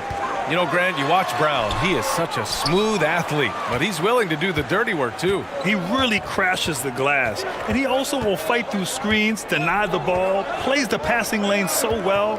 You just love his activity and the fact that he's always involved. Now here's Powell. Here's Anunoby. And again, Toronto, no good. Pass to Bryant. And here's Beal. The three. He can't hit that time. He came out today planning to do as much damage from three-point range as possible. Well, it looks like it's time to change up the plan, guys. Having a shaky time from the floor, but his teammates have been picking up the slack. And there's the foul. It'll go on Terrence Davis. That'll be a second foul of the game. All this means is he has to be careful. Don't want to pick up a cheapie and get sent to the bench with 3 fouls. And a chance there to look back at the stunning mobile 1 block a moment ago. You know, it appears they're determined to add to the lead, not with more offense, but with big-time D.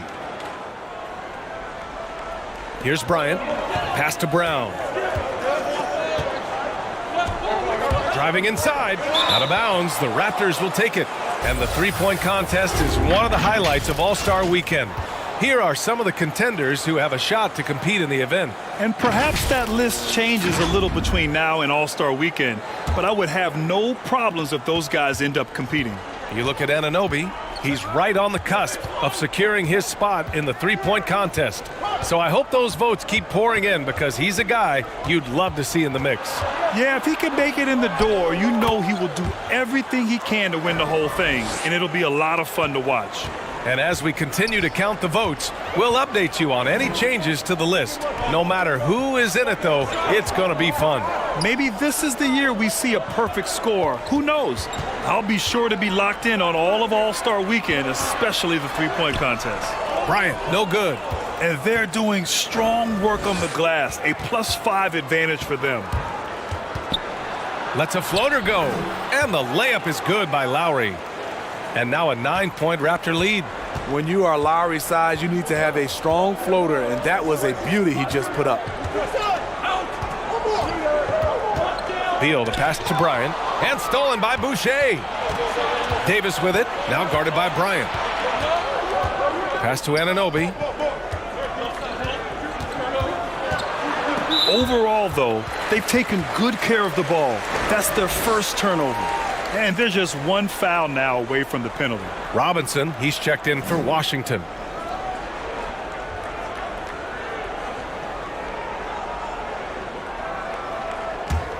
Washington's gone 0 for 3 from deep to begin the second. Wall with it. Boucher on him. And there's the foul. It'll go on Terrence Davis. That's his 3rd foul so far.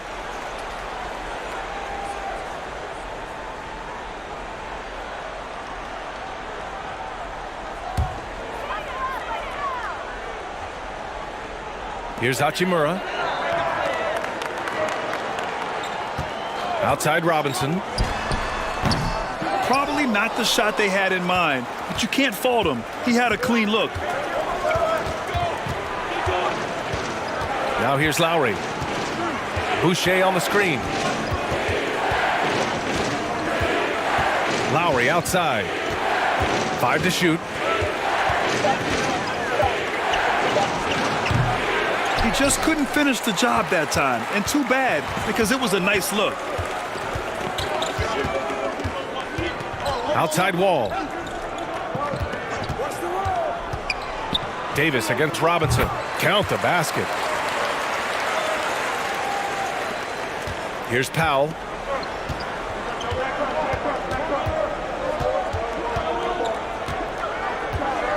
And he drives in.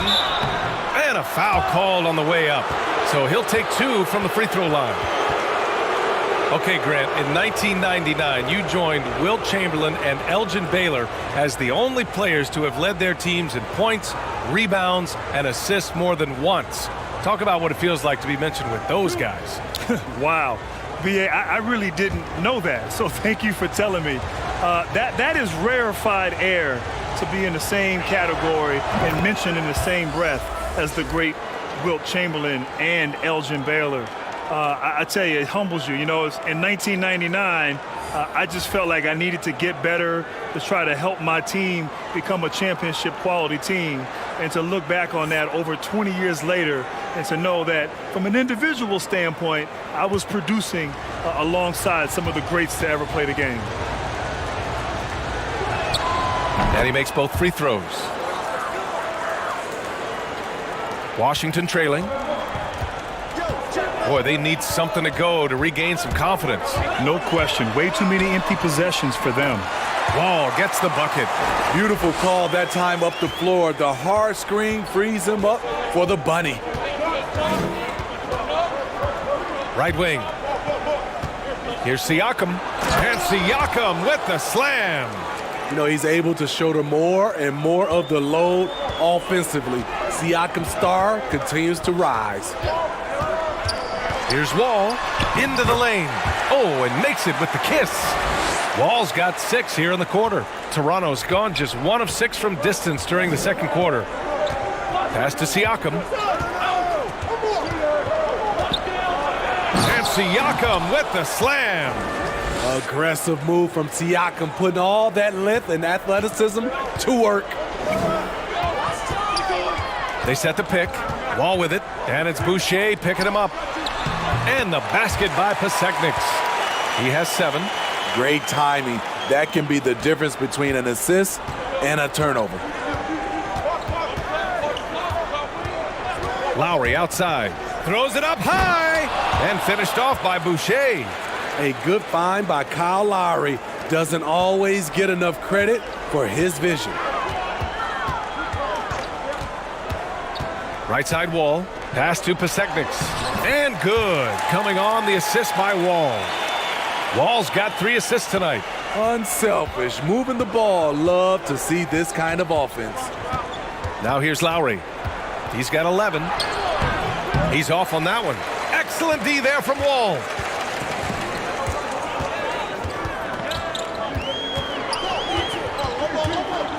From the stripe. Here's Wagner. And good work on the boards as they picked up the second chance points. They have no answer defensively inside. Lowry against Wall. Lowry, good. Lowry's got 13 points. In this period, they're feeding him, and he's feeling it.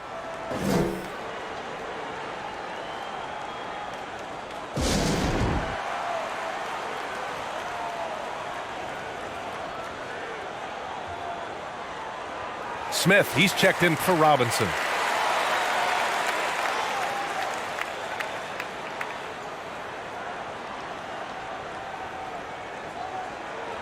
Boy, you look at Pascal Siakam. He's been playing really well. You know, he's been a one-man wrecking crew down low. His consistent scoring has dictated the pace of this game. We'll see if they decide to front him, bring a quick double, or maybe even both to try to slow him down. And Wagner gets it to go. Wagner's got 4 points this quarter. In the NBA, you just can't let guys get to the rim. Lowry outside. And he was fouled while in the act of shooting, so he'll take 2 free throws. It goes on Ish Smith. What a sense of determination from Kyle Lowry, one of the best to be able to absorb contact, stay focused, and get to the stripe. Kyle Lowry, the veteran out of Villanova, still a top-of-the-line player at the point guard spot. On the back end of his career at this point, but he is still good.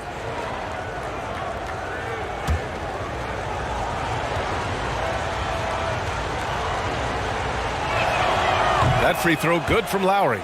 And with Lowry, he's not an all-NBA player anymore, but he can still turn it up. You know, B.A., he has that extra gear for big games and playoffs. That's all you need. He's so smart, he's savvy, and he knows how to use it. Kyle Lowry should remain a top-tier point guard for years to come. Both free throws good from Lowry. We've seen him put a lot of pressure on the defense and then cash in at the line. Wall on the take, and the foul called on John Wall. That's his first foul of the game. I love great defense. Just quick to establish his feet, and he takes the hit. The Raptors with a lead.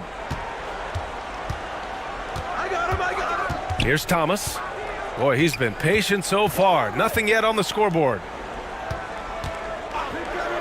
Here's Lowry. Oh, the teardrop falls in. Riding the hot hand, and why not? If something's working, keep going to it. Wall with it. Siakam covering. And the big finish by Wall. Oh, man, you want to talk about taking flight? That's exactly what he did, making it look effortless. Here's Siakam. And slammed it home. And a foul. A chance at another point at the line. That's on Mo Wagner. And I'll tell you, Siakam is like a spider in terms of his balance, his reach. He can overwhelm you. And something not many folks know about you, Grant. You're a terrific piano player. Oh, B.A., terrific. Oh, you're very kind in that. But, yes, I can play the piano. I took piano lessons growing up as a child. I hated them. My mother made me take them. I did quit once I got into high school. And now, later on in life, I love to play the music. I can't walk by a piano without sitting down and playing. And I'm wishing that I had stuck with it and I didn't quit back when I was 13 years old. But it's one of my great passions and hobbies and something I enjoy doing very much. Avdia, good. When he decides he wants to take it to the bucket, it's really hard for anyone to slow him down. Siakam draws the double. Pass to McCaw. Fires for 3. Thomas misses. Washington has gone 0 for 3 from deep to begin the second. Here's Winston. Now Smith.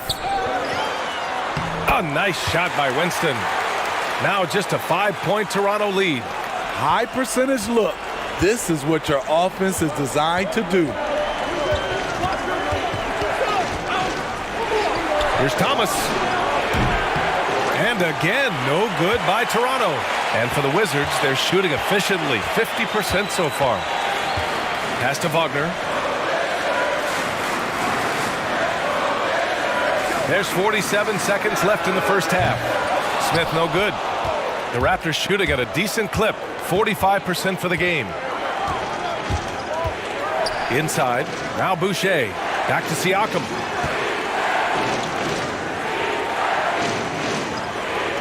Here's McCaw. Just 5 to shoot. Tipped!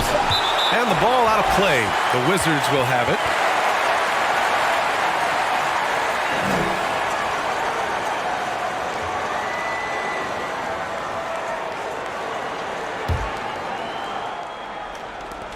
Washington trailing. Smith outside.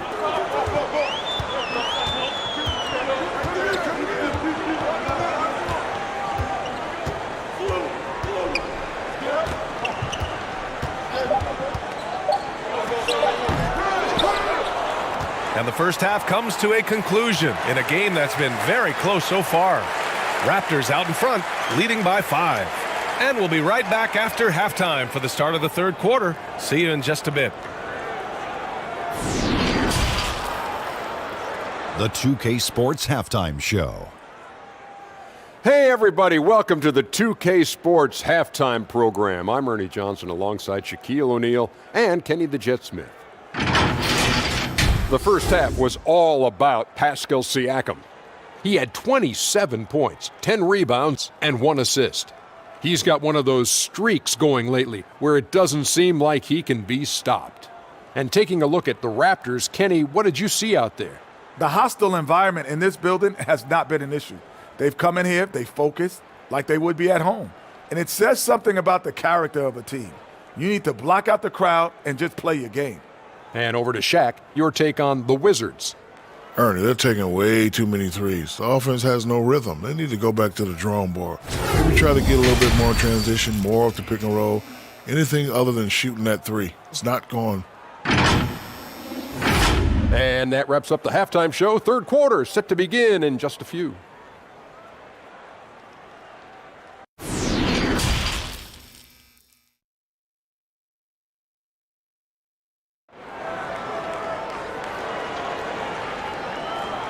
And if you're just joining us, we've played through the first half in a game that's been fairly even so far.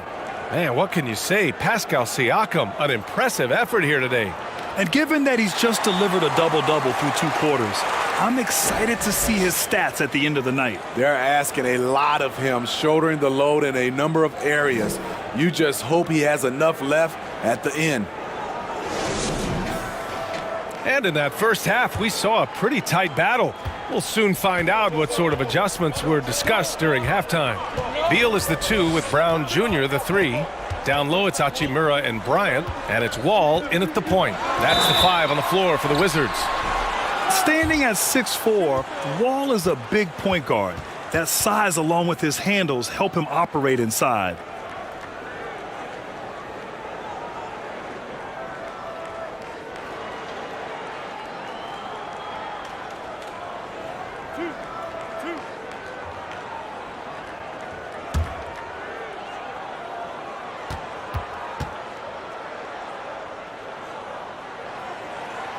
That free throw misses.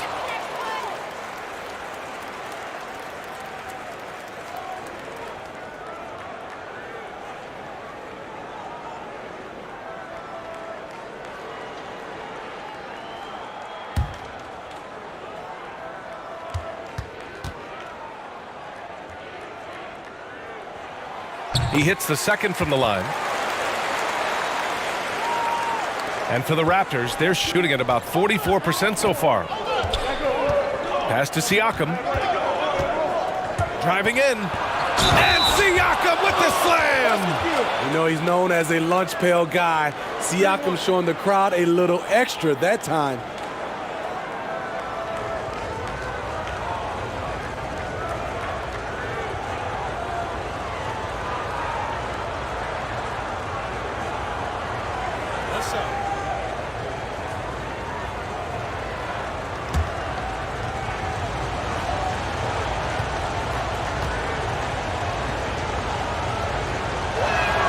That's good from Siakam. Wall with it. 23 points in the game. Up and over Lowry. Wall gets the bucket. Wall's got 25 points. Even if they saw the step back coming, the defense didn't offer much resistance. Boucher on the screen. Pass to Siakam for 3. Doesn't go for him. The battle of the boards has been something to watch. And here's Beal. Shoots it from the corner. That one a little long. All alone from mid-range. You got to think he's kicking himself. Siakam, no good. And just terrible defense. I don't know how he missed that shot. Brown against Powell. Now here's Beal. Defense is right there. Drills the baseline jumper. Beal's gotten his second bucket on the night. Toronto's gone 0 for 2 from outside here in the third. Siakam outside. Back to Powell. Third quarter here, over a minute and a half into it.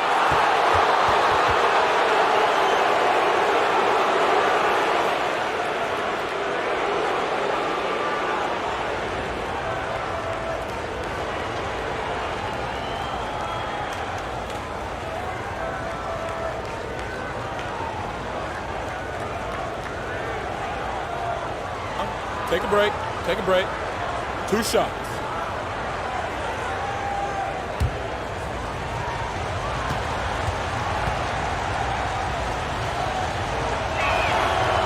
That one's off.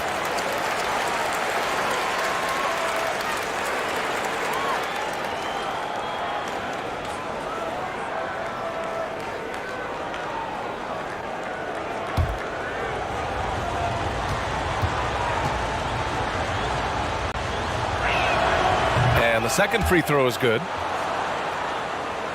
Just over 1.5 minutes have passed in the third quarter. Wall against Lowry. Puts it up from 12. And it's good. 2 points. Wall's got 27 points. He's been locked in all night, and he's taking good shots. Here's Siakam. No good on the shot. Hachimura with the defensive effort. Wall with it, and it's Boucher picking him up. And the big finish by Wall. You could really see their confidence growing as this game has gone on. They have reason to believe now. Yeah, the reason is they tied it up, but it took a lot of focus and a lot of energy. We'll see if they can sustain this effort. Here's Lowry. The Wizards making their last shot. Powell for 3. And Wall pulls it down. Wall's got 4 rebounds now. Pass to Beal for the lead. And the basket's good with the assist from Wall. Wall's got 4 assists now tonight. I'll tell you what, I absolutely love watching Beal go to work. He makes good decisions, and that time, no hesitation off the catch. Now here's Siakam. 30 points in the game. He had it rolling and then lost it for some reason. Let's see if he can get it back while it still matters. Here's Bryant. Oh, good D by Boucher. Toronto trailing. Things just don't seem to be clicking for them offensively. Yeah, they really need to find a way to get back on track. Powell finds Lowry. Drops in the 3. Hey, a part of being a good floor general is understanding when it's your shot to take. Nice read by Lowry. Beal outside. There's the triple. And the Wizards with another 3. Here we go. His second made from beyond the arc in the second half after having no such luck in the first. Now here's Lowry. 20 points for him. Down low. Siakam. And then Siakam with the jam. All he needed was a little separation. So effective. Boy, cleared the path, put him in position for a prime-time dunk. That's a big-time move and a big-time finish. A much different player here in the second half. He's taking advantage of what the defense allows. Pass to Boucher.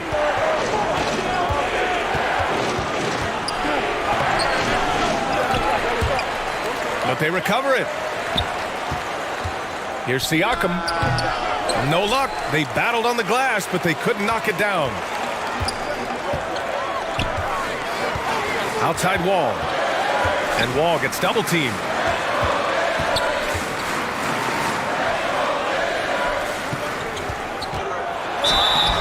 So it'll be 2 free throws. He was fouled in the act of shooting. I don't mind that. I mean, they met him at the rim and temporarily prevented the points.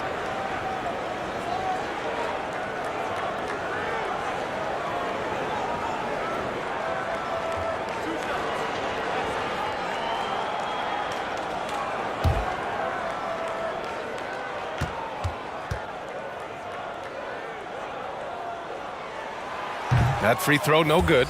The Wizards making a switch here. Robinson's checked in. The Raptors also with a sub. Davis is checked in.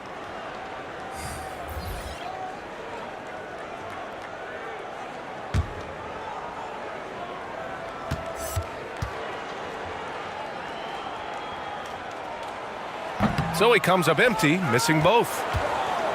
Toronto has gone only 1 of 4 from three-point land in the third quarter. To the middle. Here's Siakam. Takes the assist and lays it in. Nice setup. Siakam's got 7 points for the quarter. These are the looks this offense is designed to generate. Siakam deadly close to the rim. Fires in the triple. And the Wizards lead by 4. He's looked like a totally different player in the second half. That's his third triple.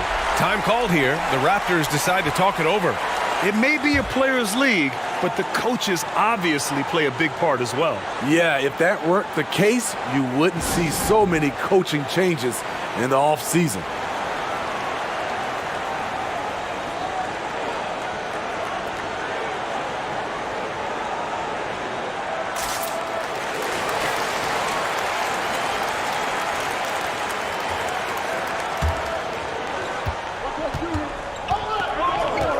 Lowry outside.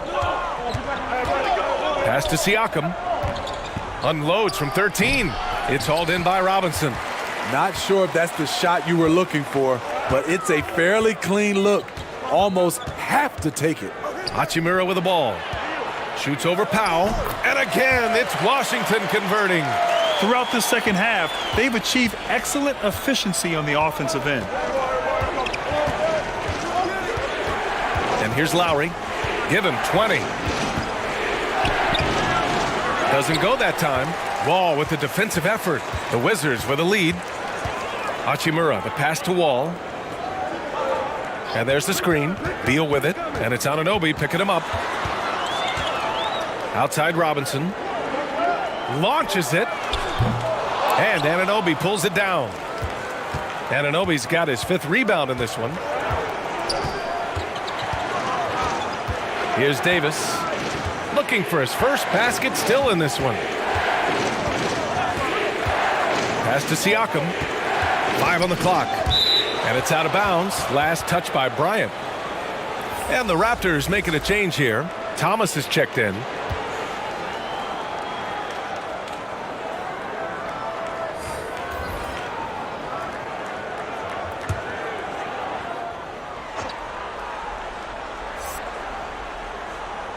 Just 4 to shoot.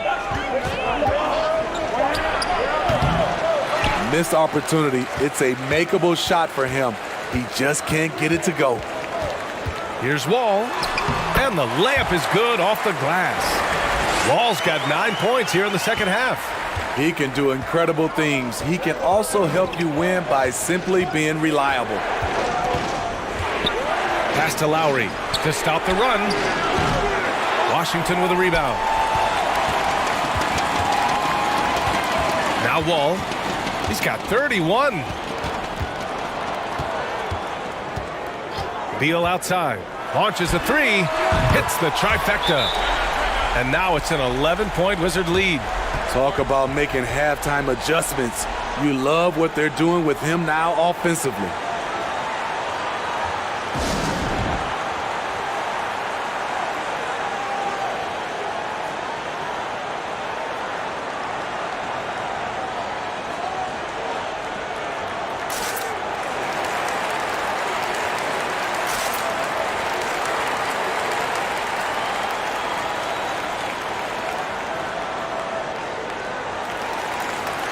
So both teams making some changes here.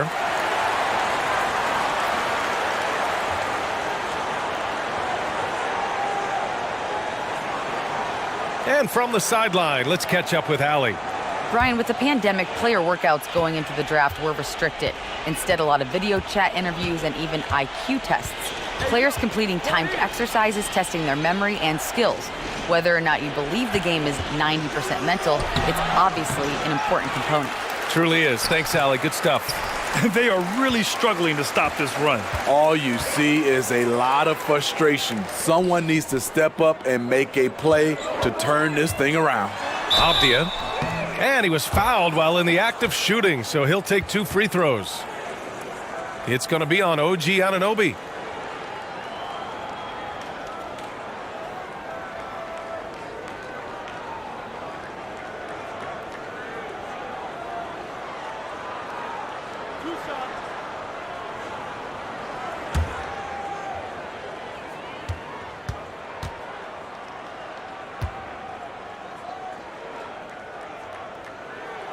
And he drops the first. Well, we've heard discussions around the league. They may be shortening seasons, Grant, but how about shortening games? You know, we saw that in the bubble in the exhibition games where they went to 10-minute quarters. Whoa, slow down here. Look, BA, I am all about shortening the season. The season is definitely very long and taxing on players. And I'm all about evolving and being innovative as our game continues to grow. But shortening games, no. 48 minutes, you must keep it there. I'm a firm believer that you must keep the games at 48 minutes. Knocks it loose. Ooh, stolen by Smith.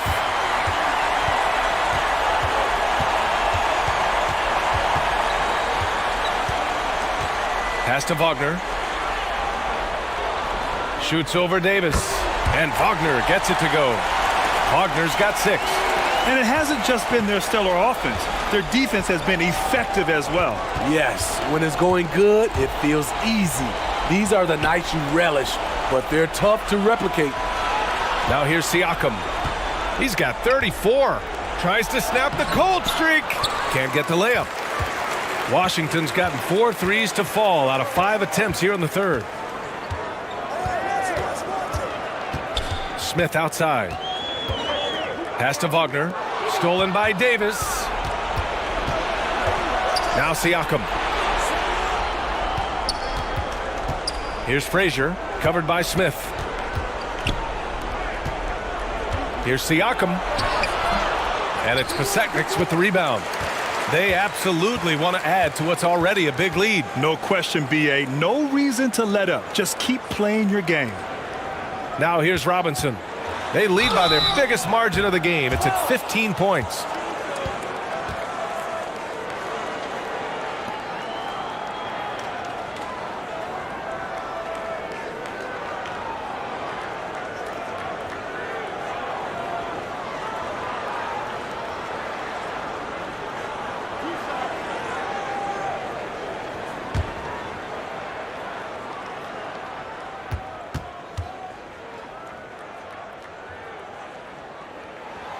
And he makes the first.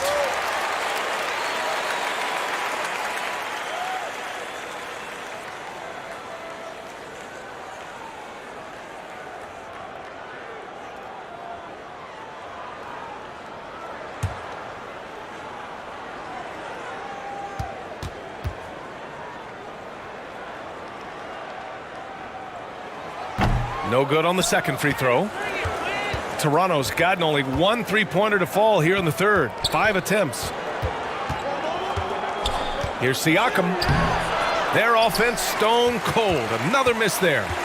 They've got a commanding lead. It just seems like everything is going their way. Pass to Wagner. Back to Smith.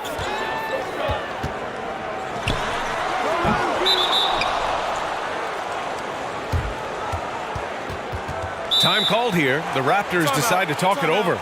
It's time to talk this over and try to put a stop to this run. Because right now it feels like the pace is being dictated to them.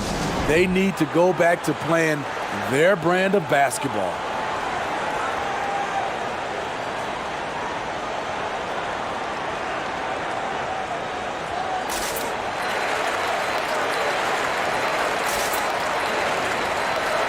The Wizards making a switch here.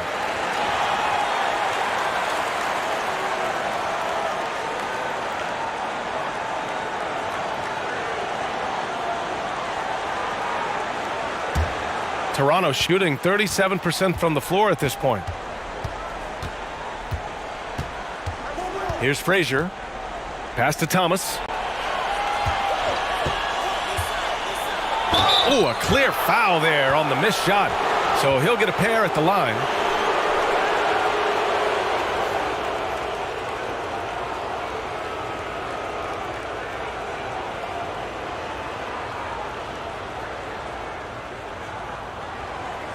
Shooting 2.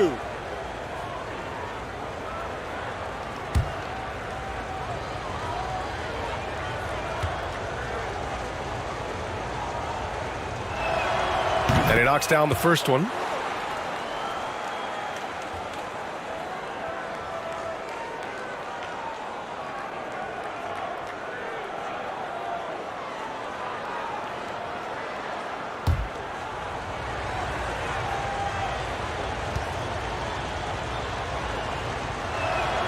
Both good from the line that time.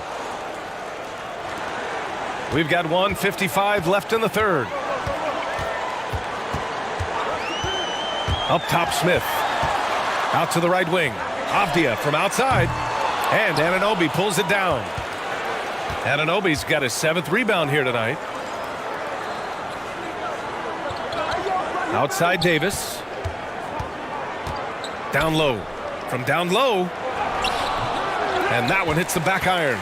Washington has gone 4 of 7 from 3. A good percentage in the third quarter. Incredible. I mean, high energy in transition. Just beating the defense up the floor. And I just love it when the fast break results in a high percentage look.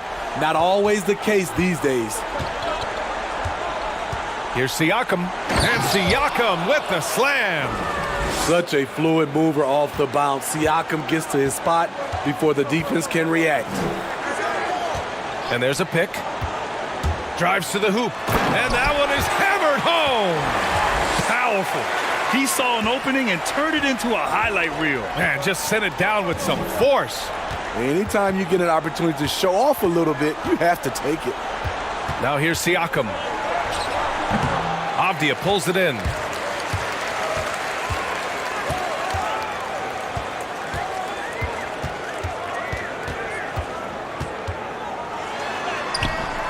Not going to go that time.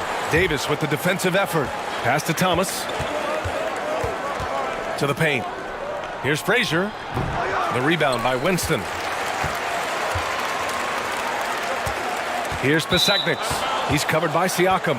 Out of bounds. It'll go to the Raptors.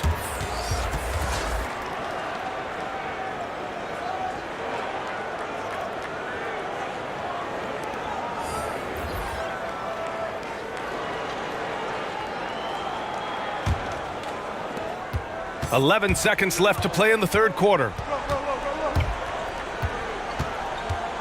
Siakam outside, driving to the basket, and then Siakam with the jam. Oh yeah, that'll do it. Wow, an emphatic two-handed slam.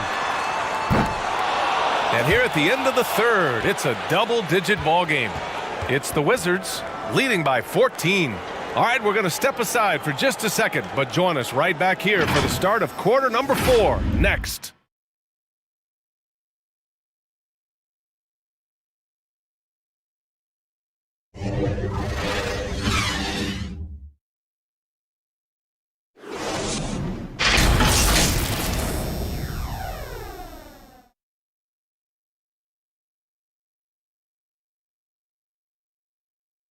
And now we have a moment to reveal our State Farm assist of the game.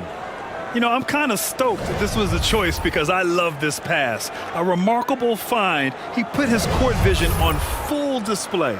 Yeah, you also have the location of the pass. Puts it right where it needs to be, where his man can do something with it.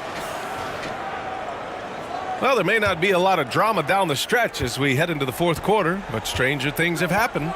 So for Toronto right now, Lowry and Powell are the backcourt set. Chris Boucher out there with Pascal Siakam. And it's McCaw in at the 3, the small forward. Now here's Lowry. Brown with it. Inside.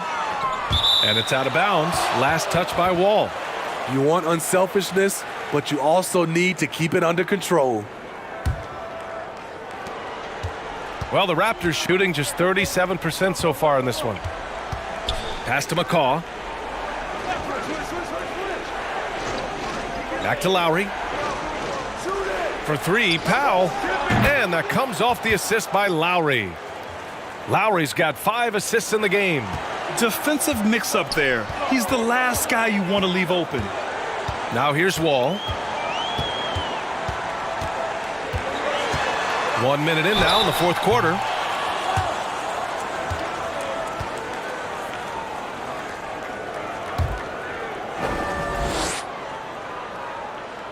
The first one falls.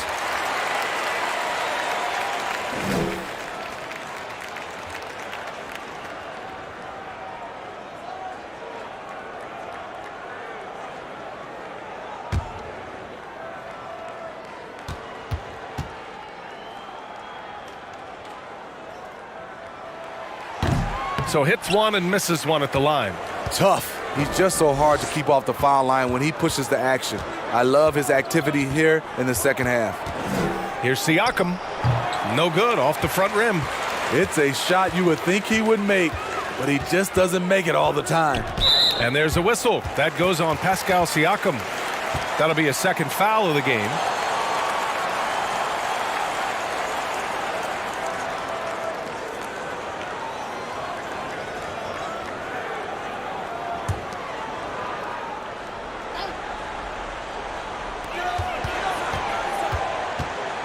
Wall against Lowry.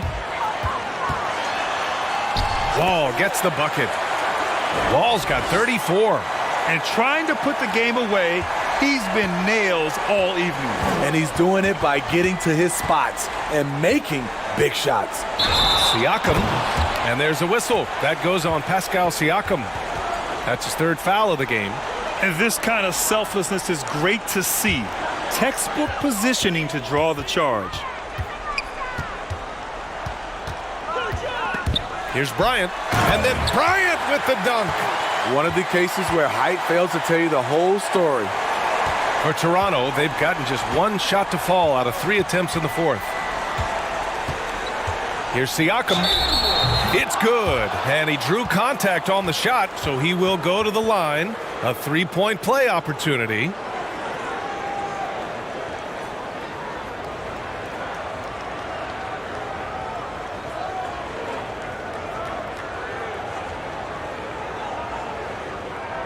Mind the lanes.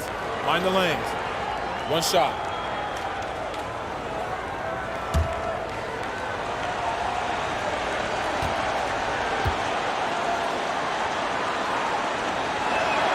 That's good from Siakam. We're about 2 minutes into the fourth here. Here's the screen by Bryant. Here's Hachimura. Up again. Great positioning on the putback. Bryant's got 4 points in the quarter. I'll tell you what, they've rebounded the ball tremendously well. Bryant against Siakam. From down in the low post, it goes. Even if this game doesn't go their way, he has to be proud of his performance tonight. To the inside. And then Bryant with the dunk. Woo! Defensively, you can't afford to let him get to the rim that easily. Well, that might be why their deficit is what it is right now. It's a backbreaker for your defense, giving up easy buckets like that. And that'll be Toronto's ball as it goes out of bounds. Raptors able to keep possession.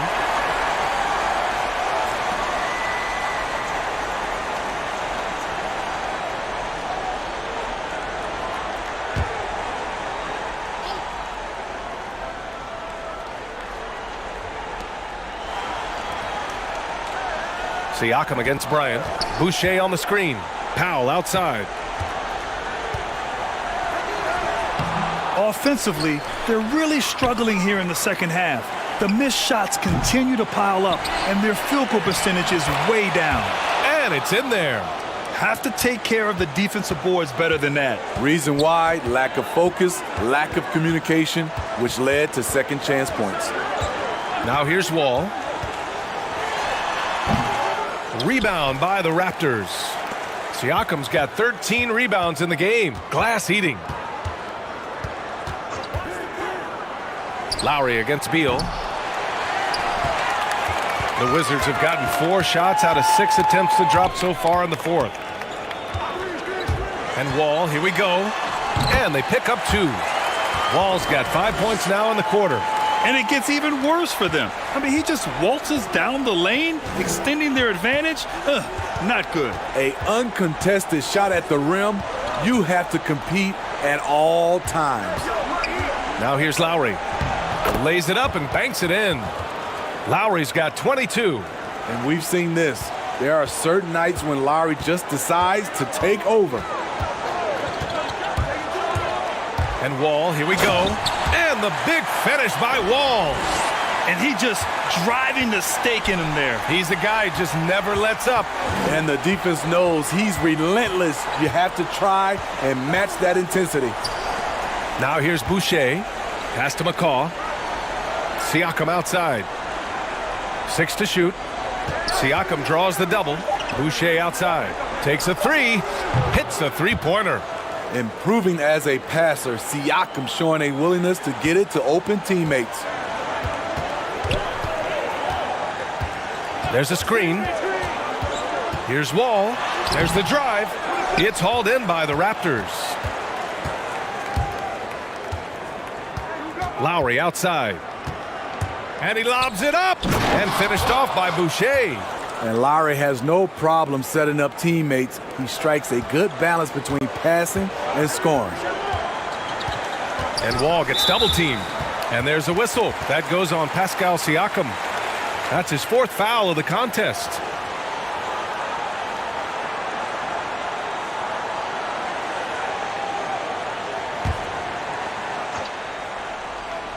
To the paint. Stolen away. Nice job to interrupt the alley-oop attempt. And there it is on a night when he's been so efficient handling the basketball. That's his first real mistake. Here's Powell. And Powell with the stuff. What a two-way play. Just tremendous. Yeah, the steal was slick. The slam topped it off. Turning defense into offense. Every coach talks about it. Perfect example right there. Now here's Brown. Out to the right wing. And it goes out of bounds. That went off Lowry. Almost had the steal. You have to love the pressure defense. Fantastic anticipation. He has active hands. Even though he doesn't come away with the turnover, he's disrupting their offensive flow. Anunoby, he's checked in for Toronto.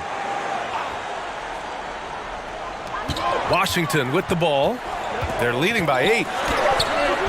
Here's Bryant. Watch out, watch out, watch your head. Awesome. Get out the way. And that's why you don't give up on the glass. Man, his efforts well rewarded right there. Working hard, beating everyone to the ball. He does this night in and night out. Lowry, and he drops in the layup off the glass. Lowry's got 24. And really, Lowry has made his career off delivering through contact. Really one of the strongest point guards in this league. Beal outside from behind the arc. And it's Boucher with the rebound. Boucher's got 10 rebounds here tonight. So active. Now here's Powell. And Troy Brown is going to pick up the foul. That's foul number 2 for him. These calls can be so difficult for officials to make. Here's Lowry.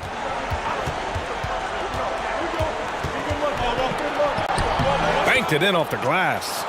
Lowry's got 6 in the quarter. Kyle Lowry is a very tough guy for 6'1". He's a guy who loves to attack the inside, even though he's small. And the basket by Beal. I don't know what coach told him at halftime, but he is shooting the lights out right now. And here's Siakam. He takes it in. Hachimura with the defensive effort. Lowry against Beal. Outside Wall. Back to Beal. Here's the screen by Bryant. Beal into the lane. And then Beal with the dunk. The consistency of Beal's scoring has been terrific. And, of course, his teammates keep working hard to facilitate to him. Now here's Siakam with the drive. Man, good whistle there.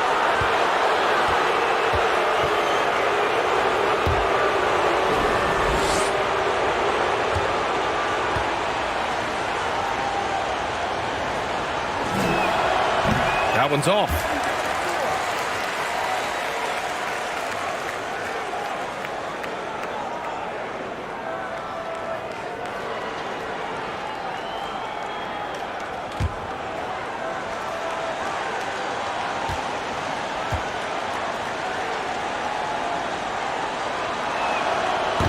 And no good on the second free throw, so 0 for 2 there.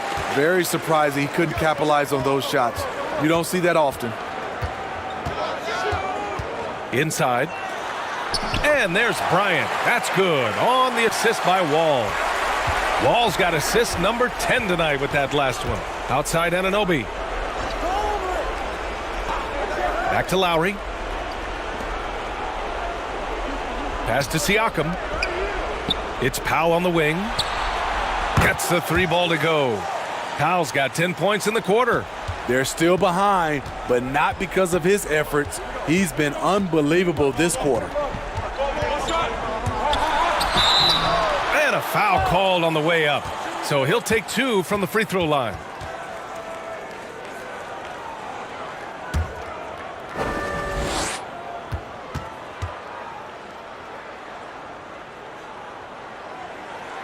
And that one falls for Wall.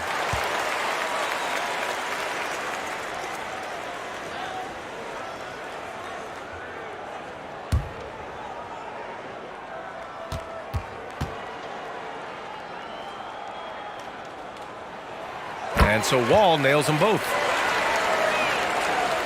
And here are the Raptors now. Now Siakam. Oh, it's stolen by Hachimura.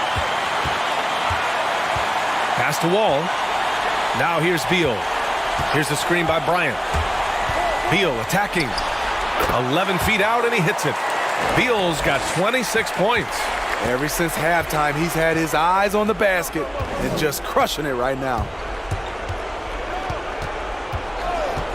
Powell against Beal. Siakam draws the double. Clock at 6. Here's Boucher, and finished off by Boucher. Good job to stay patient and let the play develop. Lowry is very strong in that regard. Washington has gotten 1 of 3 to fall from downtown here in the 4th. Outside Wall. And yes, it goes. Got a little English on that one. Wall's got 42 in the game. Toronto has gone 3 for 5 from three-point land since the end of the 3rd quarter. Stolen by Wall.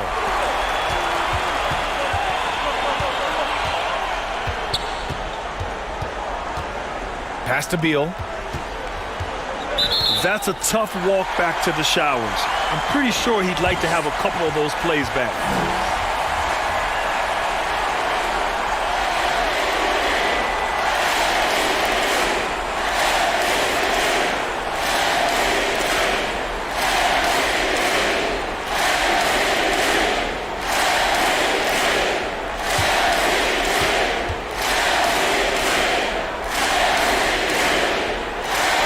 He misses the free throw.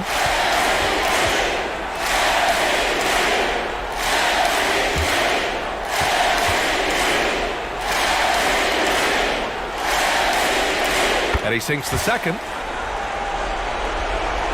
The Raptors shooting just 42% so far in the game.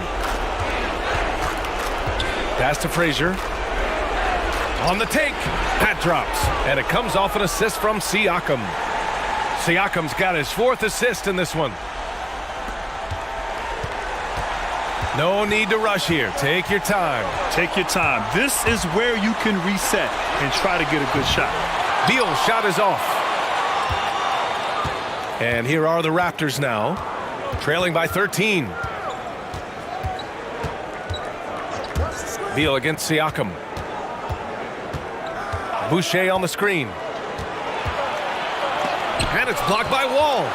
Oh, nicely timed by Wall. Just so gifted with tremendous length at his position. Hachimura outside. Wall drawing the double. 6 on the shot clock.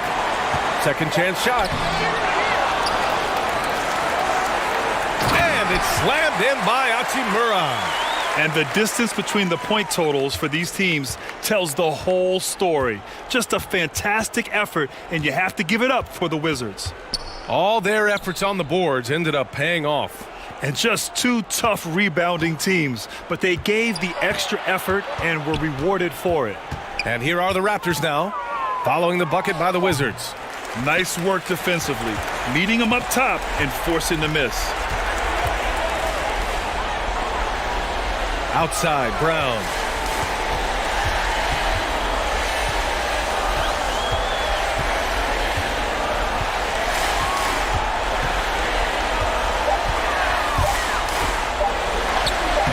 Oh, good D by Boucher. Here's Frazier. Buries it from 3.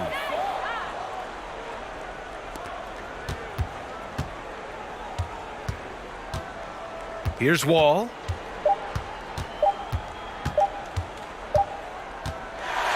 So we see the Wizards taking the W here.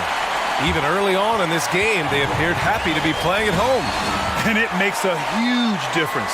Once they started to get into a groove, you never really felt like they wouldn't come out on top. And that about wraps it up. For Grant Hill, Allie LaForce, and Steve Smith, I'm Brian Anderson. Thanks for joining us tonight. We'll see you later.